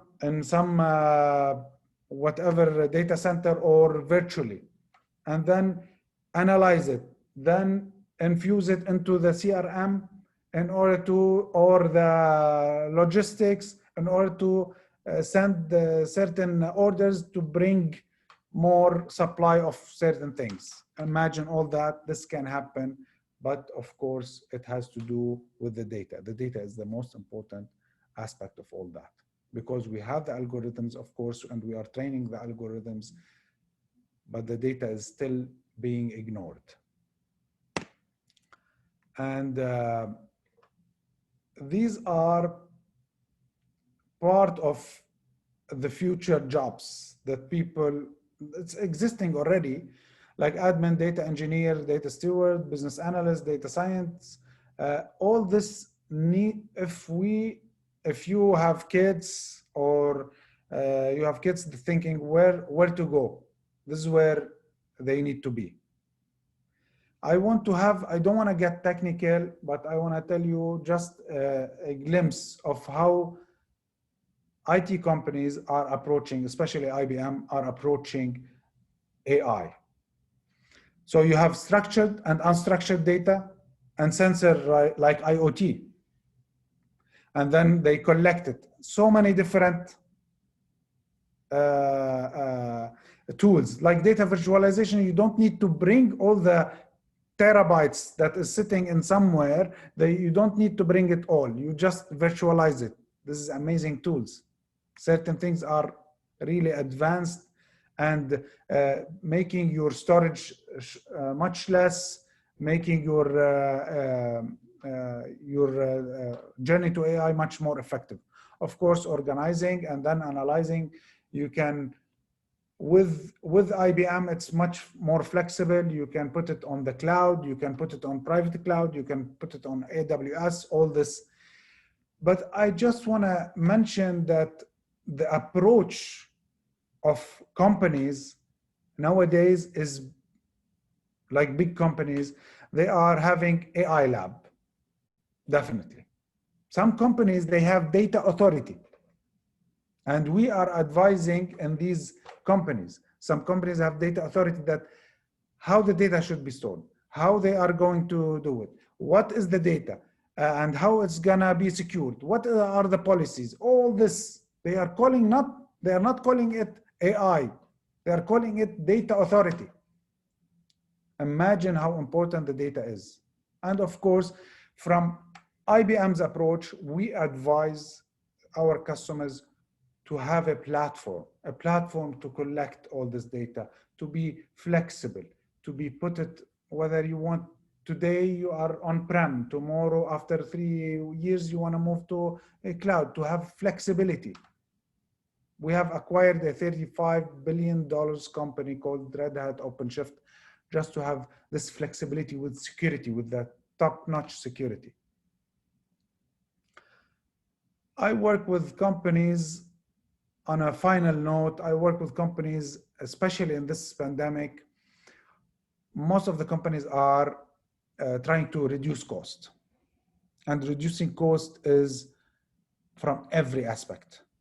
I just want to tell you few of these, like optimize vessel movement. A big ship sitting without doing anything is costing about $250,000 a day. And if it moves in the right way and fills up its load in the right way, it saves about 10%. Imagine this. It's a lot of money. If you invest in, that's why everybody is trying to invest in AI and pushing this. If you invest in AI, with, for example, a company like Emirates Airlines. This is, I'm giving you a random example. 40% of their cost is fuel.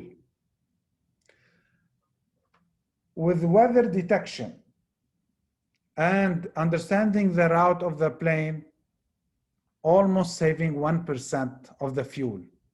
That's about 0.4% on your net income.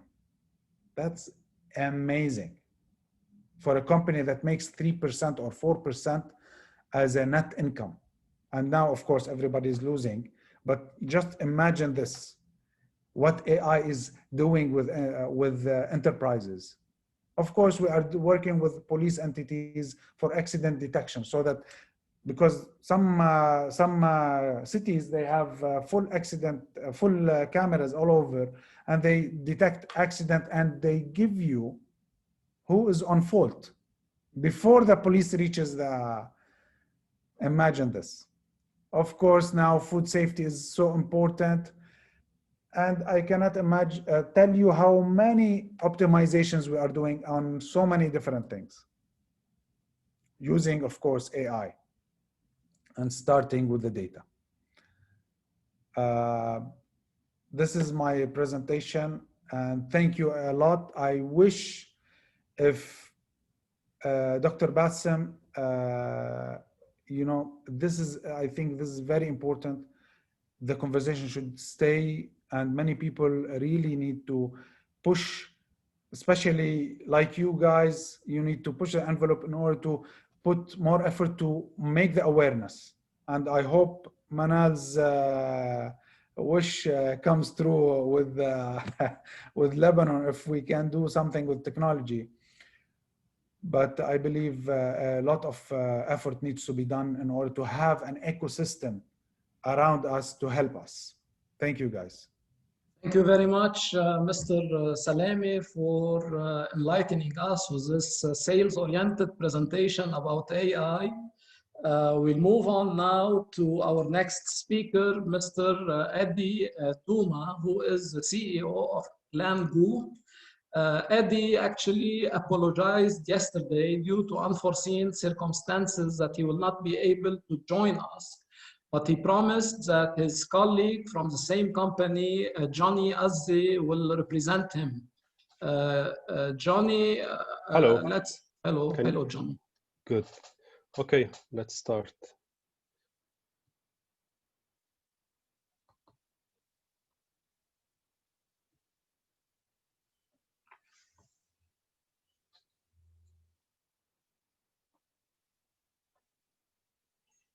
Okay, can you hear me?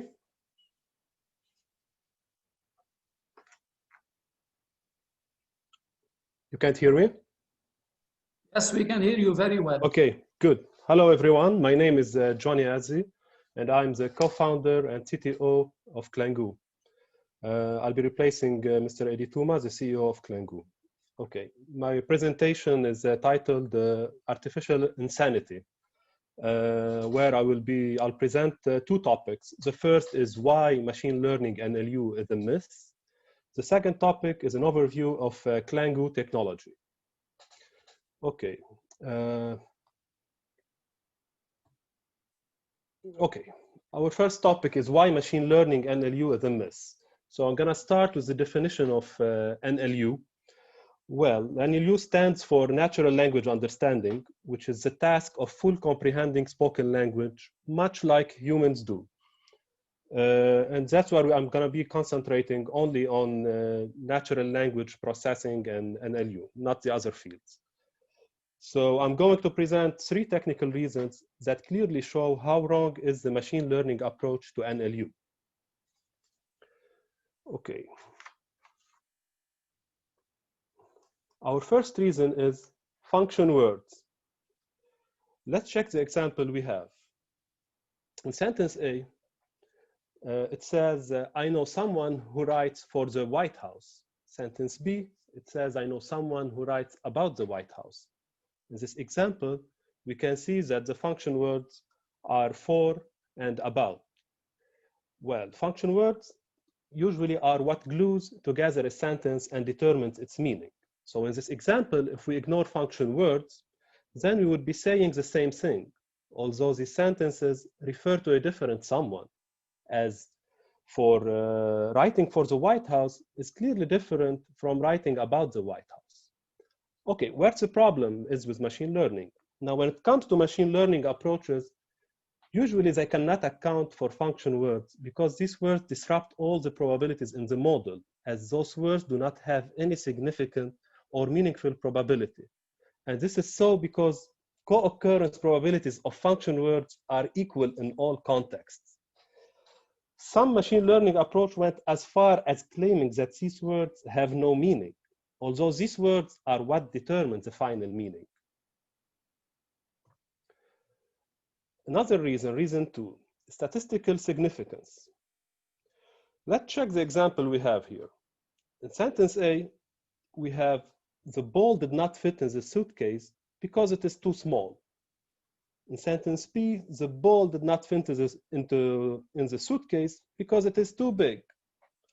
Well, in sentence A, the common sense says that the pronoun it refers to the suitcase, while in sentence B, the common sense says that it refers to the ball. Note that the only difference between the two sentences are the words small and big. Now, it is a well-established fact that the frequency of antonym words, in our example, big and small, they highly correlate in similar contexts with the same frequencies. As such, there is no statistical significance that can reliably be used to infer what it refers to. Okay. Our third reason, missing text phenomenon. First, let's consider the sentences in the example. The sentences on the left side of the arrow are sentences that we usually say in our everyday discourse. And those on the right side of the arrow are what is implicitly intended and where the text in blue is the missing text.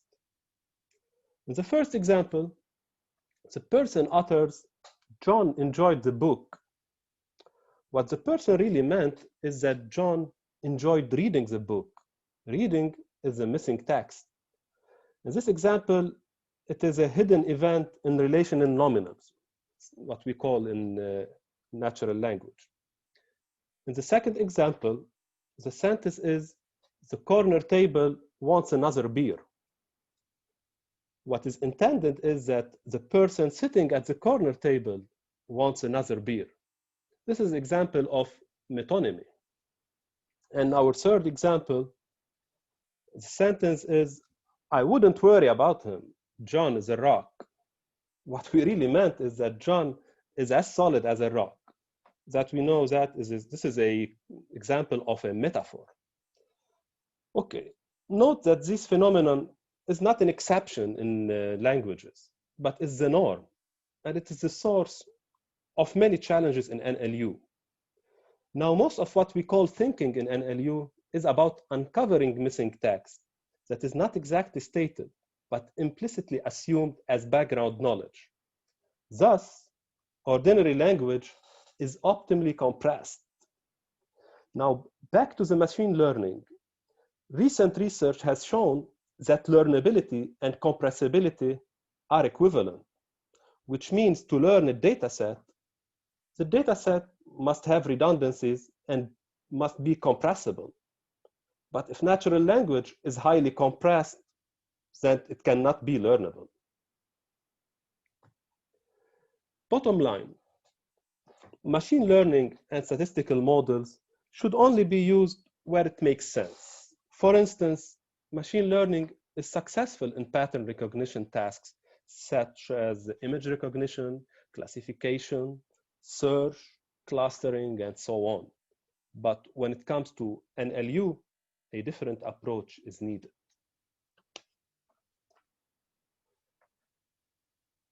Okay, now to our second topic is about the technology behind Clangu, the companies I represent.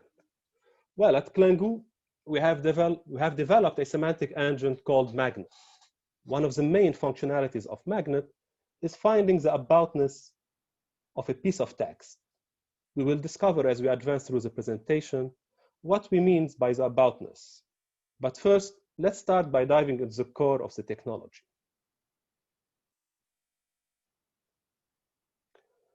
Okay.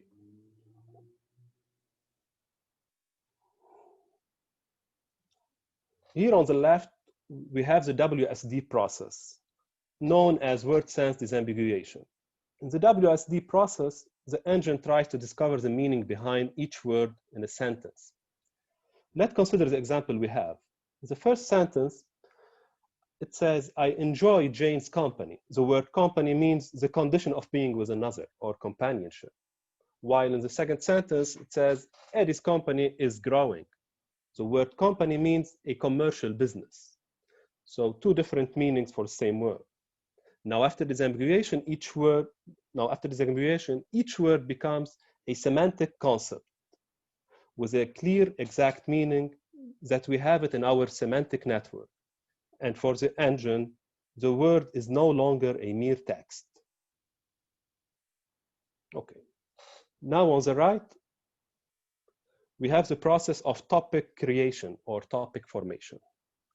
Now, once the words became semantic concepts after WSD, the engine applies an algorithm based on a proprietary semantic algebra in order to combine different semantic concepts into a compound concept, or what we are calling here semantic topics.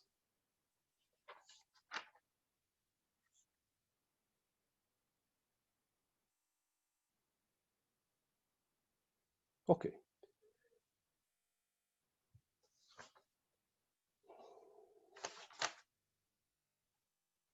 Okay, this slide shows the building block of our patent technology. It shows how we go from words to concepts and finally to topics.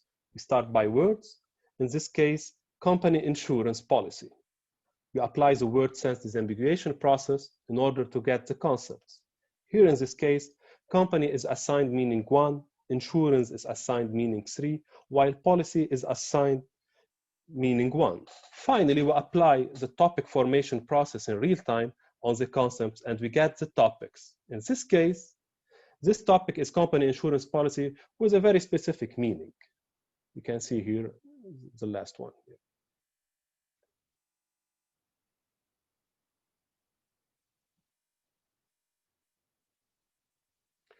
Now we go to topic analysis. Now that we have the topics of a piece of text, we need to rank these topics by semantic relevancy, what we call topic analysis. Let's see first example of semantic relation between different topics. Our first topic is parallel universe. Our second topic is parallel algorithms. Well, although these two topics share the common word parallel, they are not related. Now we check our third topic, multi-threaded computing. Although 2 and 3, the topics 2 and 3 share no word, they are very related. Now let's come to the semantic fingerprint, where after we apply our topic analysis algorithm based on semantic relation logic that we just showed, we can rank topics in a document based on relevancy. Here we see that the topic climate change has high relevancy score of 0.72, while the topic security clearance has a low relevancy score of 0.12. Now back to what we mean by aboutness of a piece of text. Well, the aboutness is a set of semantic topics extracted from text and ordered by its semantic relevancy to the text.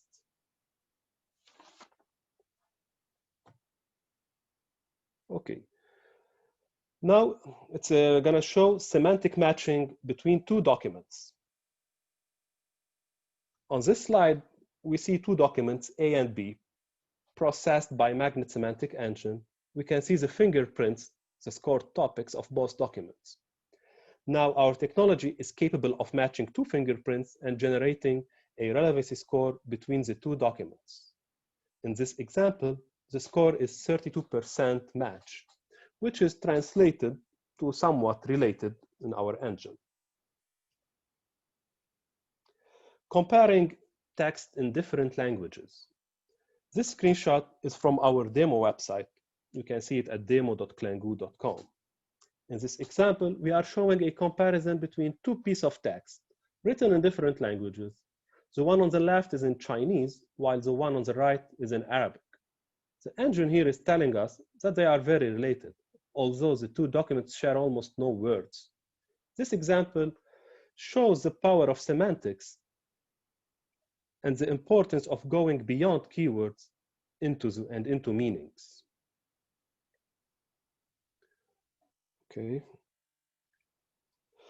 Okay, here we show an example of how we automate the entity addition into our knowledge base. How we at Clangu are enhancing our knowledge base using machine learning and rule-based approach. On the right, we can see that our machine learning engine has detected that Kamala Harris is being mentioned in the news as VP-elect or VP around 273 times in the last hour. Now, the machine learning engine suggests this new discovery to our rule-based engine. The rule-based engine checks if Kamala Harris already exists as a type politician and also checks the confidence in the information. Then decides, based on the rules, to add the new information to Clangu knowledge base, yes or no.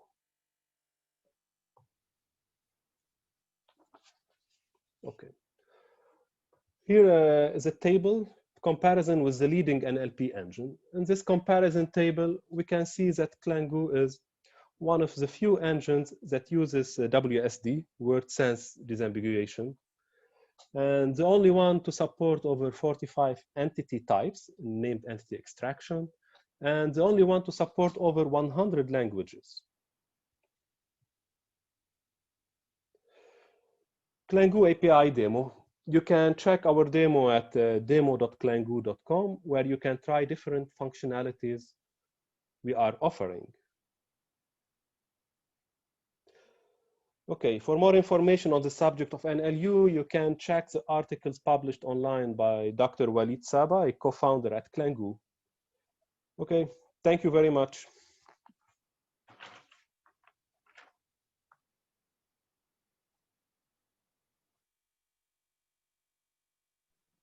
Thank you very much, Johnny, for your presentation and for Clangu contribution to the Elegant Erasmus Plus webinar.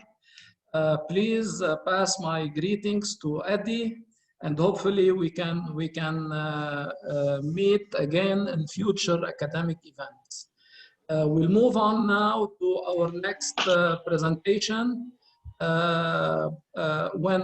I was preparing this webinar, I consulted several friends of mine from the computer engineering and AI community in Lebanon, and almost all of them recommended Christophe to be a webinar speaker. Our next speaker is Christophe Zoghbi. He is the founder and president of Beirut AI, the applied artificial intelligence community in Lebanon, where he organizes community events and technical workshops to help people understand and apply AI. He is also the founder and CEO of Zaka, an artificial intelligence consulting company. Christophe, the floor is yours. Hi, everyone. Thank you, Dr. Bassem, for the introduction, and thank you for the opportunity to be part of this nice webinar. So before I start quickly, I want to introduce myself very briefly. I think you did a great job. But so my name is Christophe Zoghbi. I'm a software engineer with over 9 years of experience in development and various software development industries.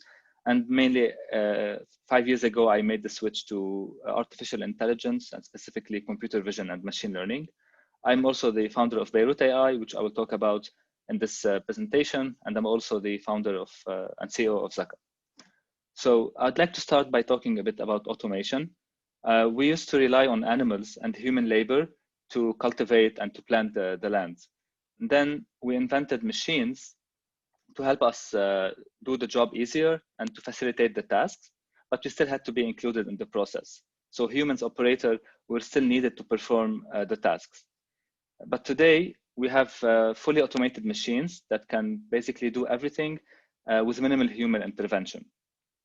Another example is also the transportation industry. We used to rely on horses to pull our carriages. Then we invented the engines and the cars with much more powerful engines, which can take us faster and further than before. And now we got to a point where we have cars that can drive by themselves while we sit in the back. So every industrial revolution is characterized by a certain technology. From the steam engine in the first industrial revolution to the invention of electricity in the second industrial revolution, up until the introduction of computers and the internet in the third revolution. And we are currently living in what we call the fourth industrial revolution, which is characterized by technologies such as big data and artificial intelligence. So the reality today is that AI is taking over large parts of business processes that were previously done manually. And with every addition to the AI toolbox, companies that don't integrate this innovation in their businesses will fall behind in productivity and in efficiency. So, and this is true across all industries. You don't need to work in technology to be able to use artificial intelligence to your benefit. This means that no industry is immune to automation. AI automation is helping companies increase efficiency and profit by producing more with less resources. According to Accenture, the impact of AI technologies on business will boost labor productivity by up to 40%. But what about humans? How is this affecting us as individuals? From the first industrial revolution on, machines have always prompted fears in humans. We have always been afraid that our jobs will be taken away from us and that the AI revolution, it's not different, right? It's no different, sorry. So according to an estimate by the McKinsey Global Institute, by 2030, automation could take away up to 30% of the existing jobs today, which is true. And it means that, you know, it's no different in the AI revolution as well. So some people might argue that with just like any technology, while some jobs are being partially or fully automated, there are always new jobs that are being created. And this is actually confirmed as well. A study that was done by Deloitte in the UK estimated that over a period of 15 years, 800,000 jobs were eliminated due to automation. But at the same time, 3.5 million new jobs were created, and with even higher wages. So if more jobs are being created than jobs that are being eliminated, then this should be good news, right?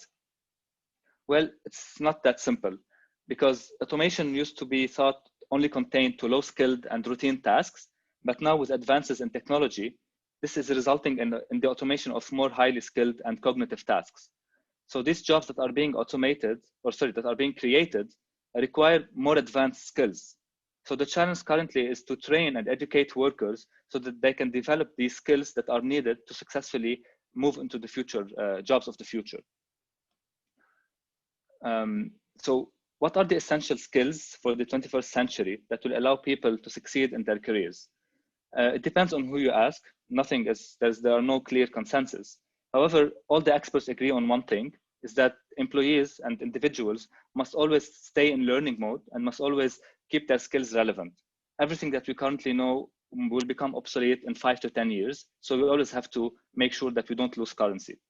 So most people agree that the crucial skills needed for the 21st century are critical thinking and problem solving, digital literacy, creativity and the ability to think outside the box, and collaboration and teamwork. So schools and universities should play their role in preparing students for a world that is profoundly altered by automation and AI. And this is where Beirut AI comes in. So Beirut AI was founded in 2017 with the mission of enabling everyone in Lebanon to understand and to apply artificial intelligence. And we do this by organizing different types of events, from talks and meetups to workshops, technical workshops, business workshops, discussion panels, data science competitions, etc. So our focus really is on getting people to, first of all, raise awareness about AI. They should know what AI is, and then they should know how to apply AI, whether from a technical perspective, where they can bring their laptops and we get to apply machine learning models, or from a business perspective, where they can just go over this case study and see how AI is applied in a specific industry.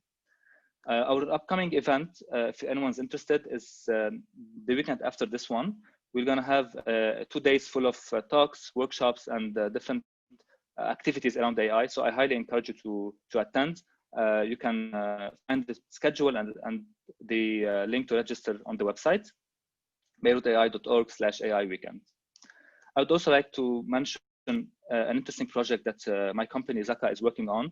So in partnership with Microsoft, we have launched an AI Ready Academy, which targets all the students in the MENA region, where they can attend online workshops and classes where it will bridge their knowledge from where they take in the classroom to the industry knowledge that they need to land a job once they graduate. So as I said, this is really interesting, and I think we're working towards enabling everyone in the region to apply AI. And I'd like to end this presentation with a quote from Stephen Hawking that says, "AI is likely the best or the worst thing to happen to humanity." I'd like to bet on the positive side and say that AI will be the best thing to happen to us. And I invite you to share our vision for a future where Lebanon plays a key role in AI. Thank you. Thank you very much, Mr. Zoghbi, for the presentation. We'll move on now to our last speaker in this webinar. Before the webinar wrap up, our last speaker is Mr. Ali Zain. He is the CEO of Idea to Life, co-founder and CEO of Idea to Life. He has been focusing on delivering digital transformation solutions to a diverse range of industries for the last 14 years. Ali, I think, is joining us live now from the UAE. Ali, the floor is yours. Thank you so much, Bassem. Thank you, everyone. Thank you, MUBS. I'm happy to be here. Bassem, and I'm sharing my screen. Can you see it? Is it working?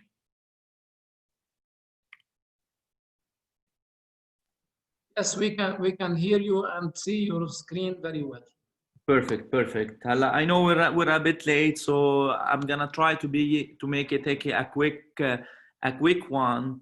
Especially Kamena, that my colleagues they discuss a lot of technicalities here, so I will try to discuss an interesting angle around AI, and it's a question we always ask. So as you know, Idea to Life, or as you just introduced us, Dr. Kaisi, we're an innovation and digital transformation lab, but human-centric.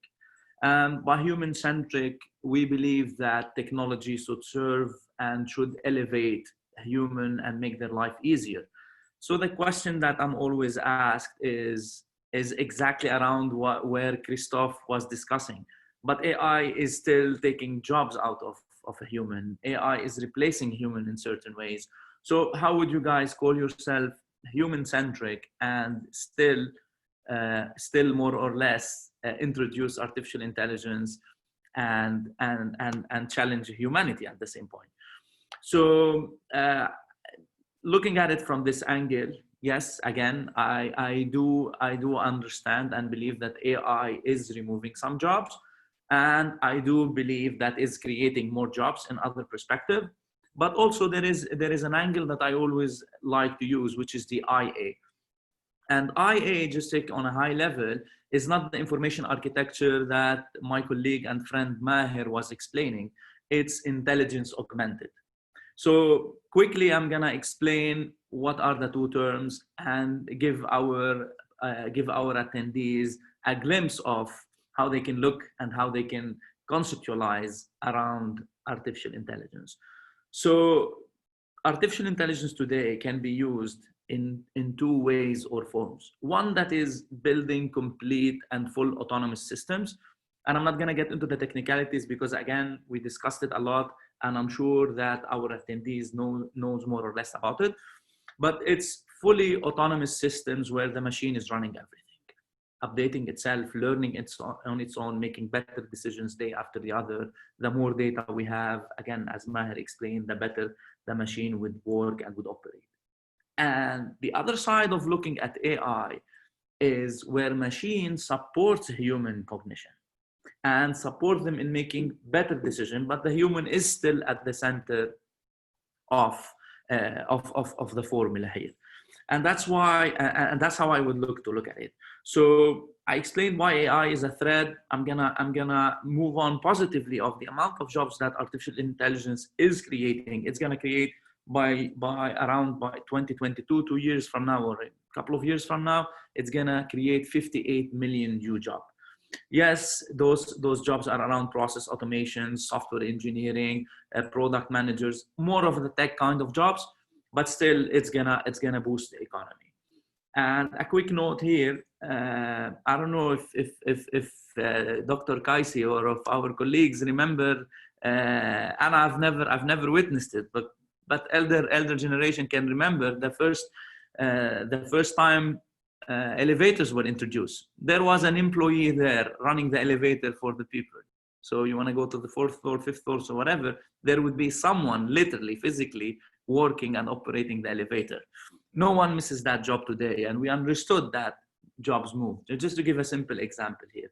So that's more or less on the AI. Discussing it from an angle of human versus the machine. As we know, human will always more emotional, more creative. We are the critical thinkers, and our weakness is that we cannot super multitask. We cannot handle large capacity of data, which is exactly the opposite on machine level. So what if we combine the two in a way, and this is what I like to call the intelligence augmented, or the collaboration between autonomous systems and the human to get the best out of the two. I'm going to give an example and make it super simple. What's the difference between full autonomous and what's an augmented system? Let's think about a full autonomous vehicle.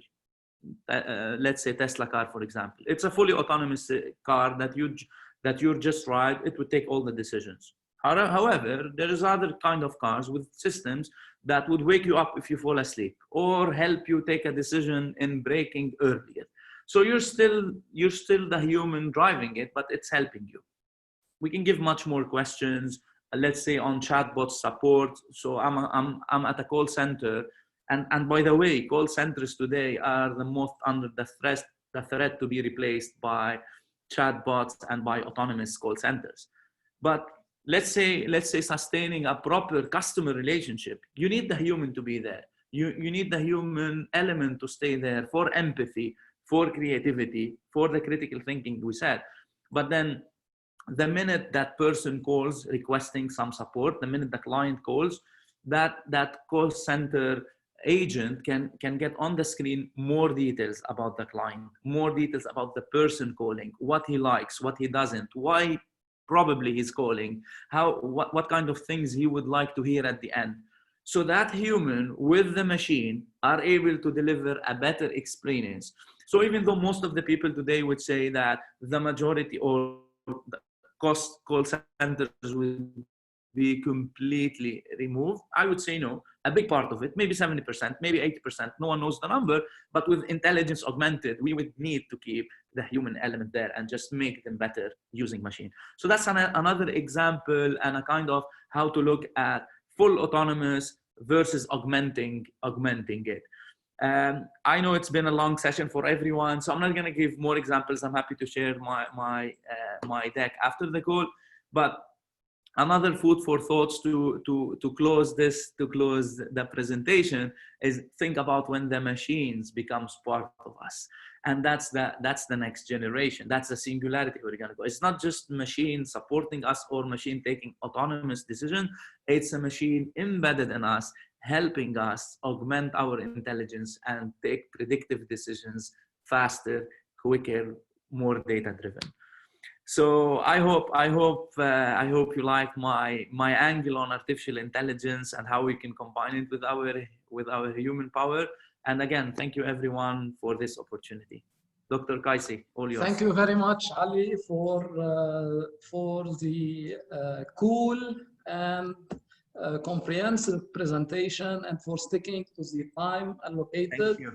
Now I would like to invite Professor Iraj Hashi from University of Dubrovnik for a webinar wrap-up and closing. Professor Iraj is the assistant project coordinator. He is a professor of economics. He is a detail and quality-oriented person. We learn from him every day. He is my role model in teamwork and international project management. Now we are going to hear his evaluation about the webinar, and normally he is strict, so if he will say that it was a good webinar, then you can assume it was excellent. Professor Iraj, the floor is yours. Thank you, Professor Bassam. Thank you very much for your kind words. I have always said to our colleagues that I have also learned a huge amount and enjoyed working with you over many years. This webinar really was a great webinar. It brought together people from different disciplines, from economics and business to engineers, to medical colleagues, to linguists, and as well as to colleagues who are in the world of business, CEOs of various companies in Lebanon and the region. And really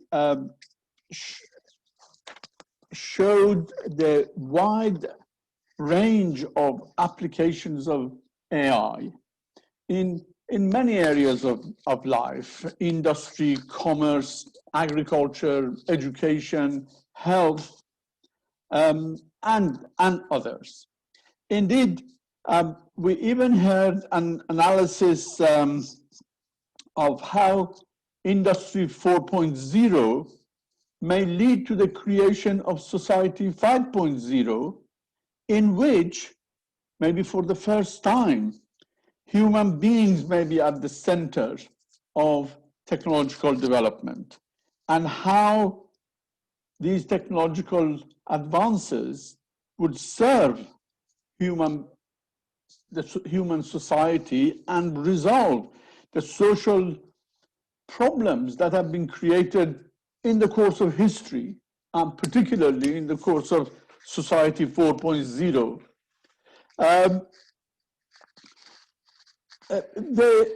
There is obviously no end to the applications of AI and machine learning in our future lives and in future societies.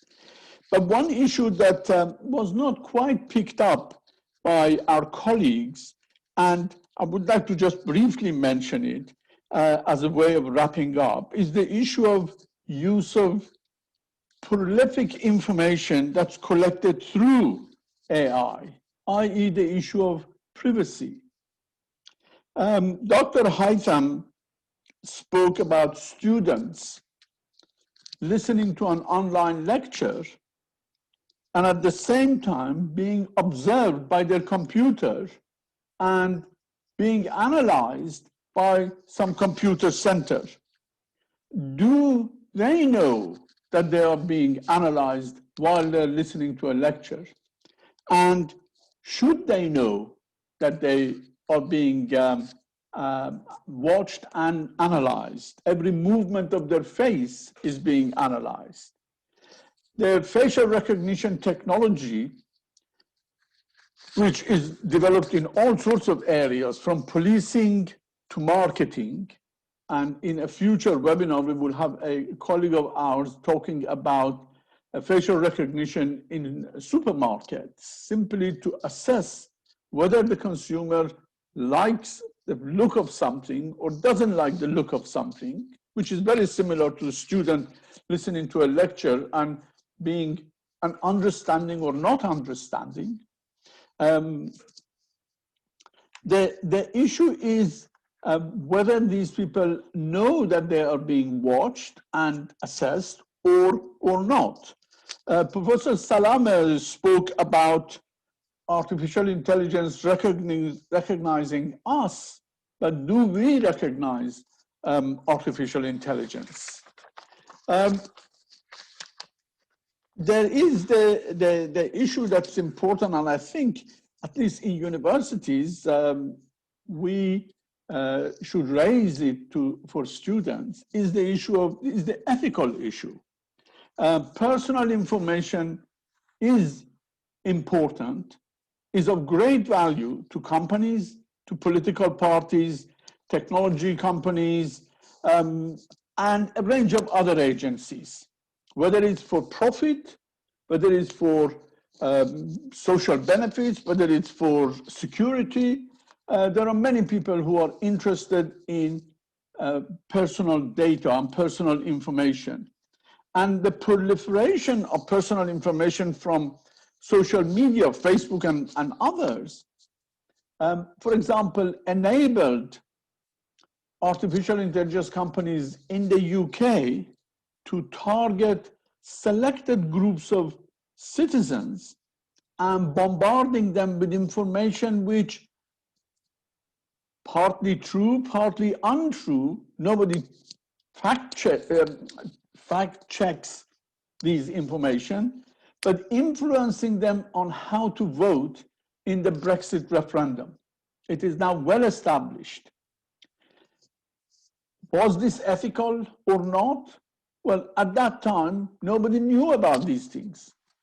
By the time these things were found out and companies were hauled in front of parliamentary committees and condemned for the use of information in this way and for gathering information in this way, the damage was already done and the Brexit vote had been cast and the future of many generations have been affected.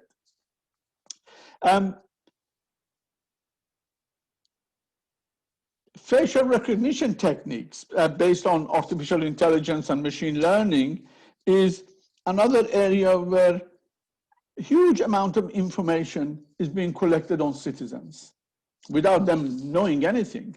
Of course, the excuse is that this is a good way of catching criminals, but obviously information is used for many other purposes than just catching criminals. Citizens in their own house, in their private residence, are being watched and listened to by the increasing number of devices and gadgets that we use for our comfort or for our convenience. Our smart tellies, our mobile phones, the Alexa, they're all collecting information on us, which at the moment is purely for financial and economic and business reasons. But the use of information is not only limited to this. So the dilemma is the protection of individuals and their rights versus institutions and organizations and companies benefiting from this information.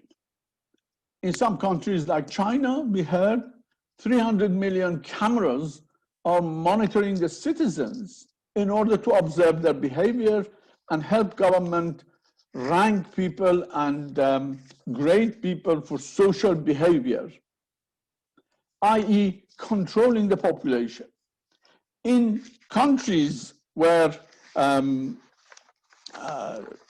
regimes are not answerable to anybody except a limited group of Communist Party, as in China, or a small elite, they have no qualms about gathering information about citizens and using it to their own device. In other countries where citizens have greater amount of rights and their rights are established in rules and some modicum of rule of law is prevalent, then the citizens do object to indiscriminate collection of information and analysis of this information for whatever benefit it may have.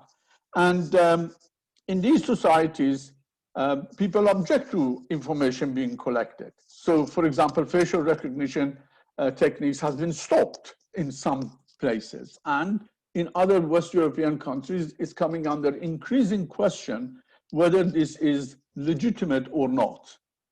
So the collection of information is happening, whether we like it or not. Would this take us to a society where we could call it human-centric or society 5.0? I personally think it would not do this automatically. It would only do this if we are aware of the consequences of the development of artificial intelligence and machine learning and these other developments.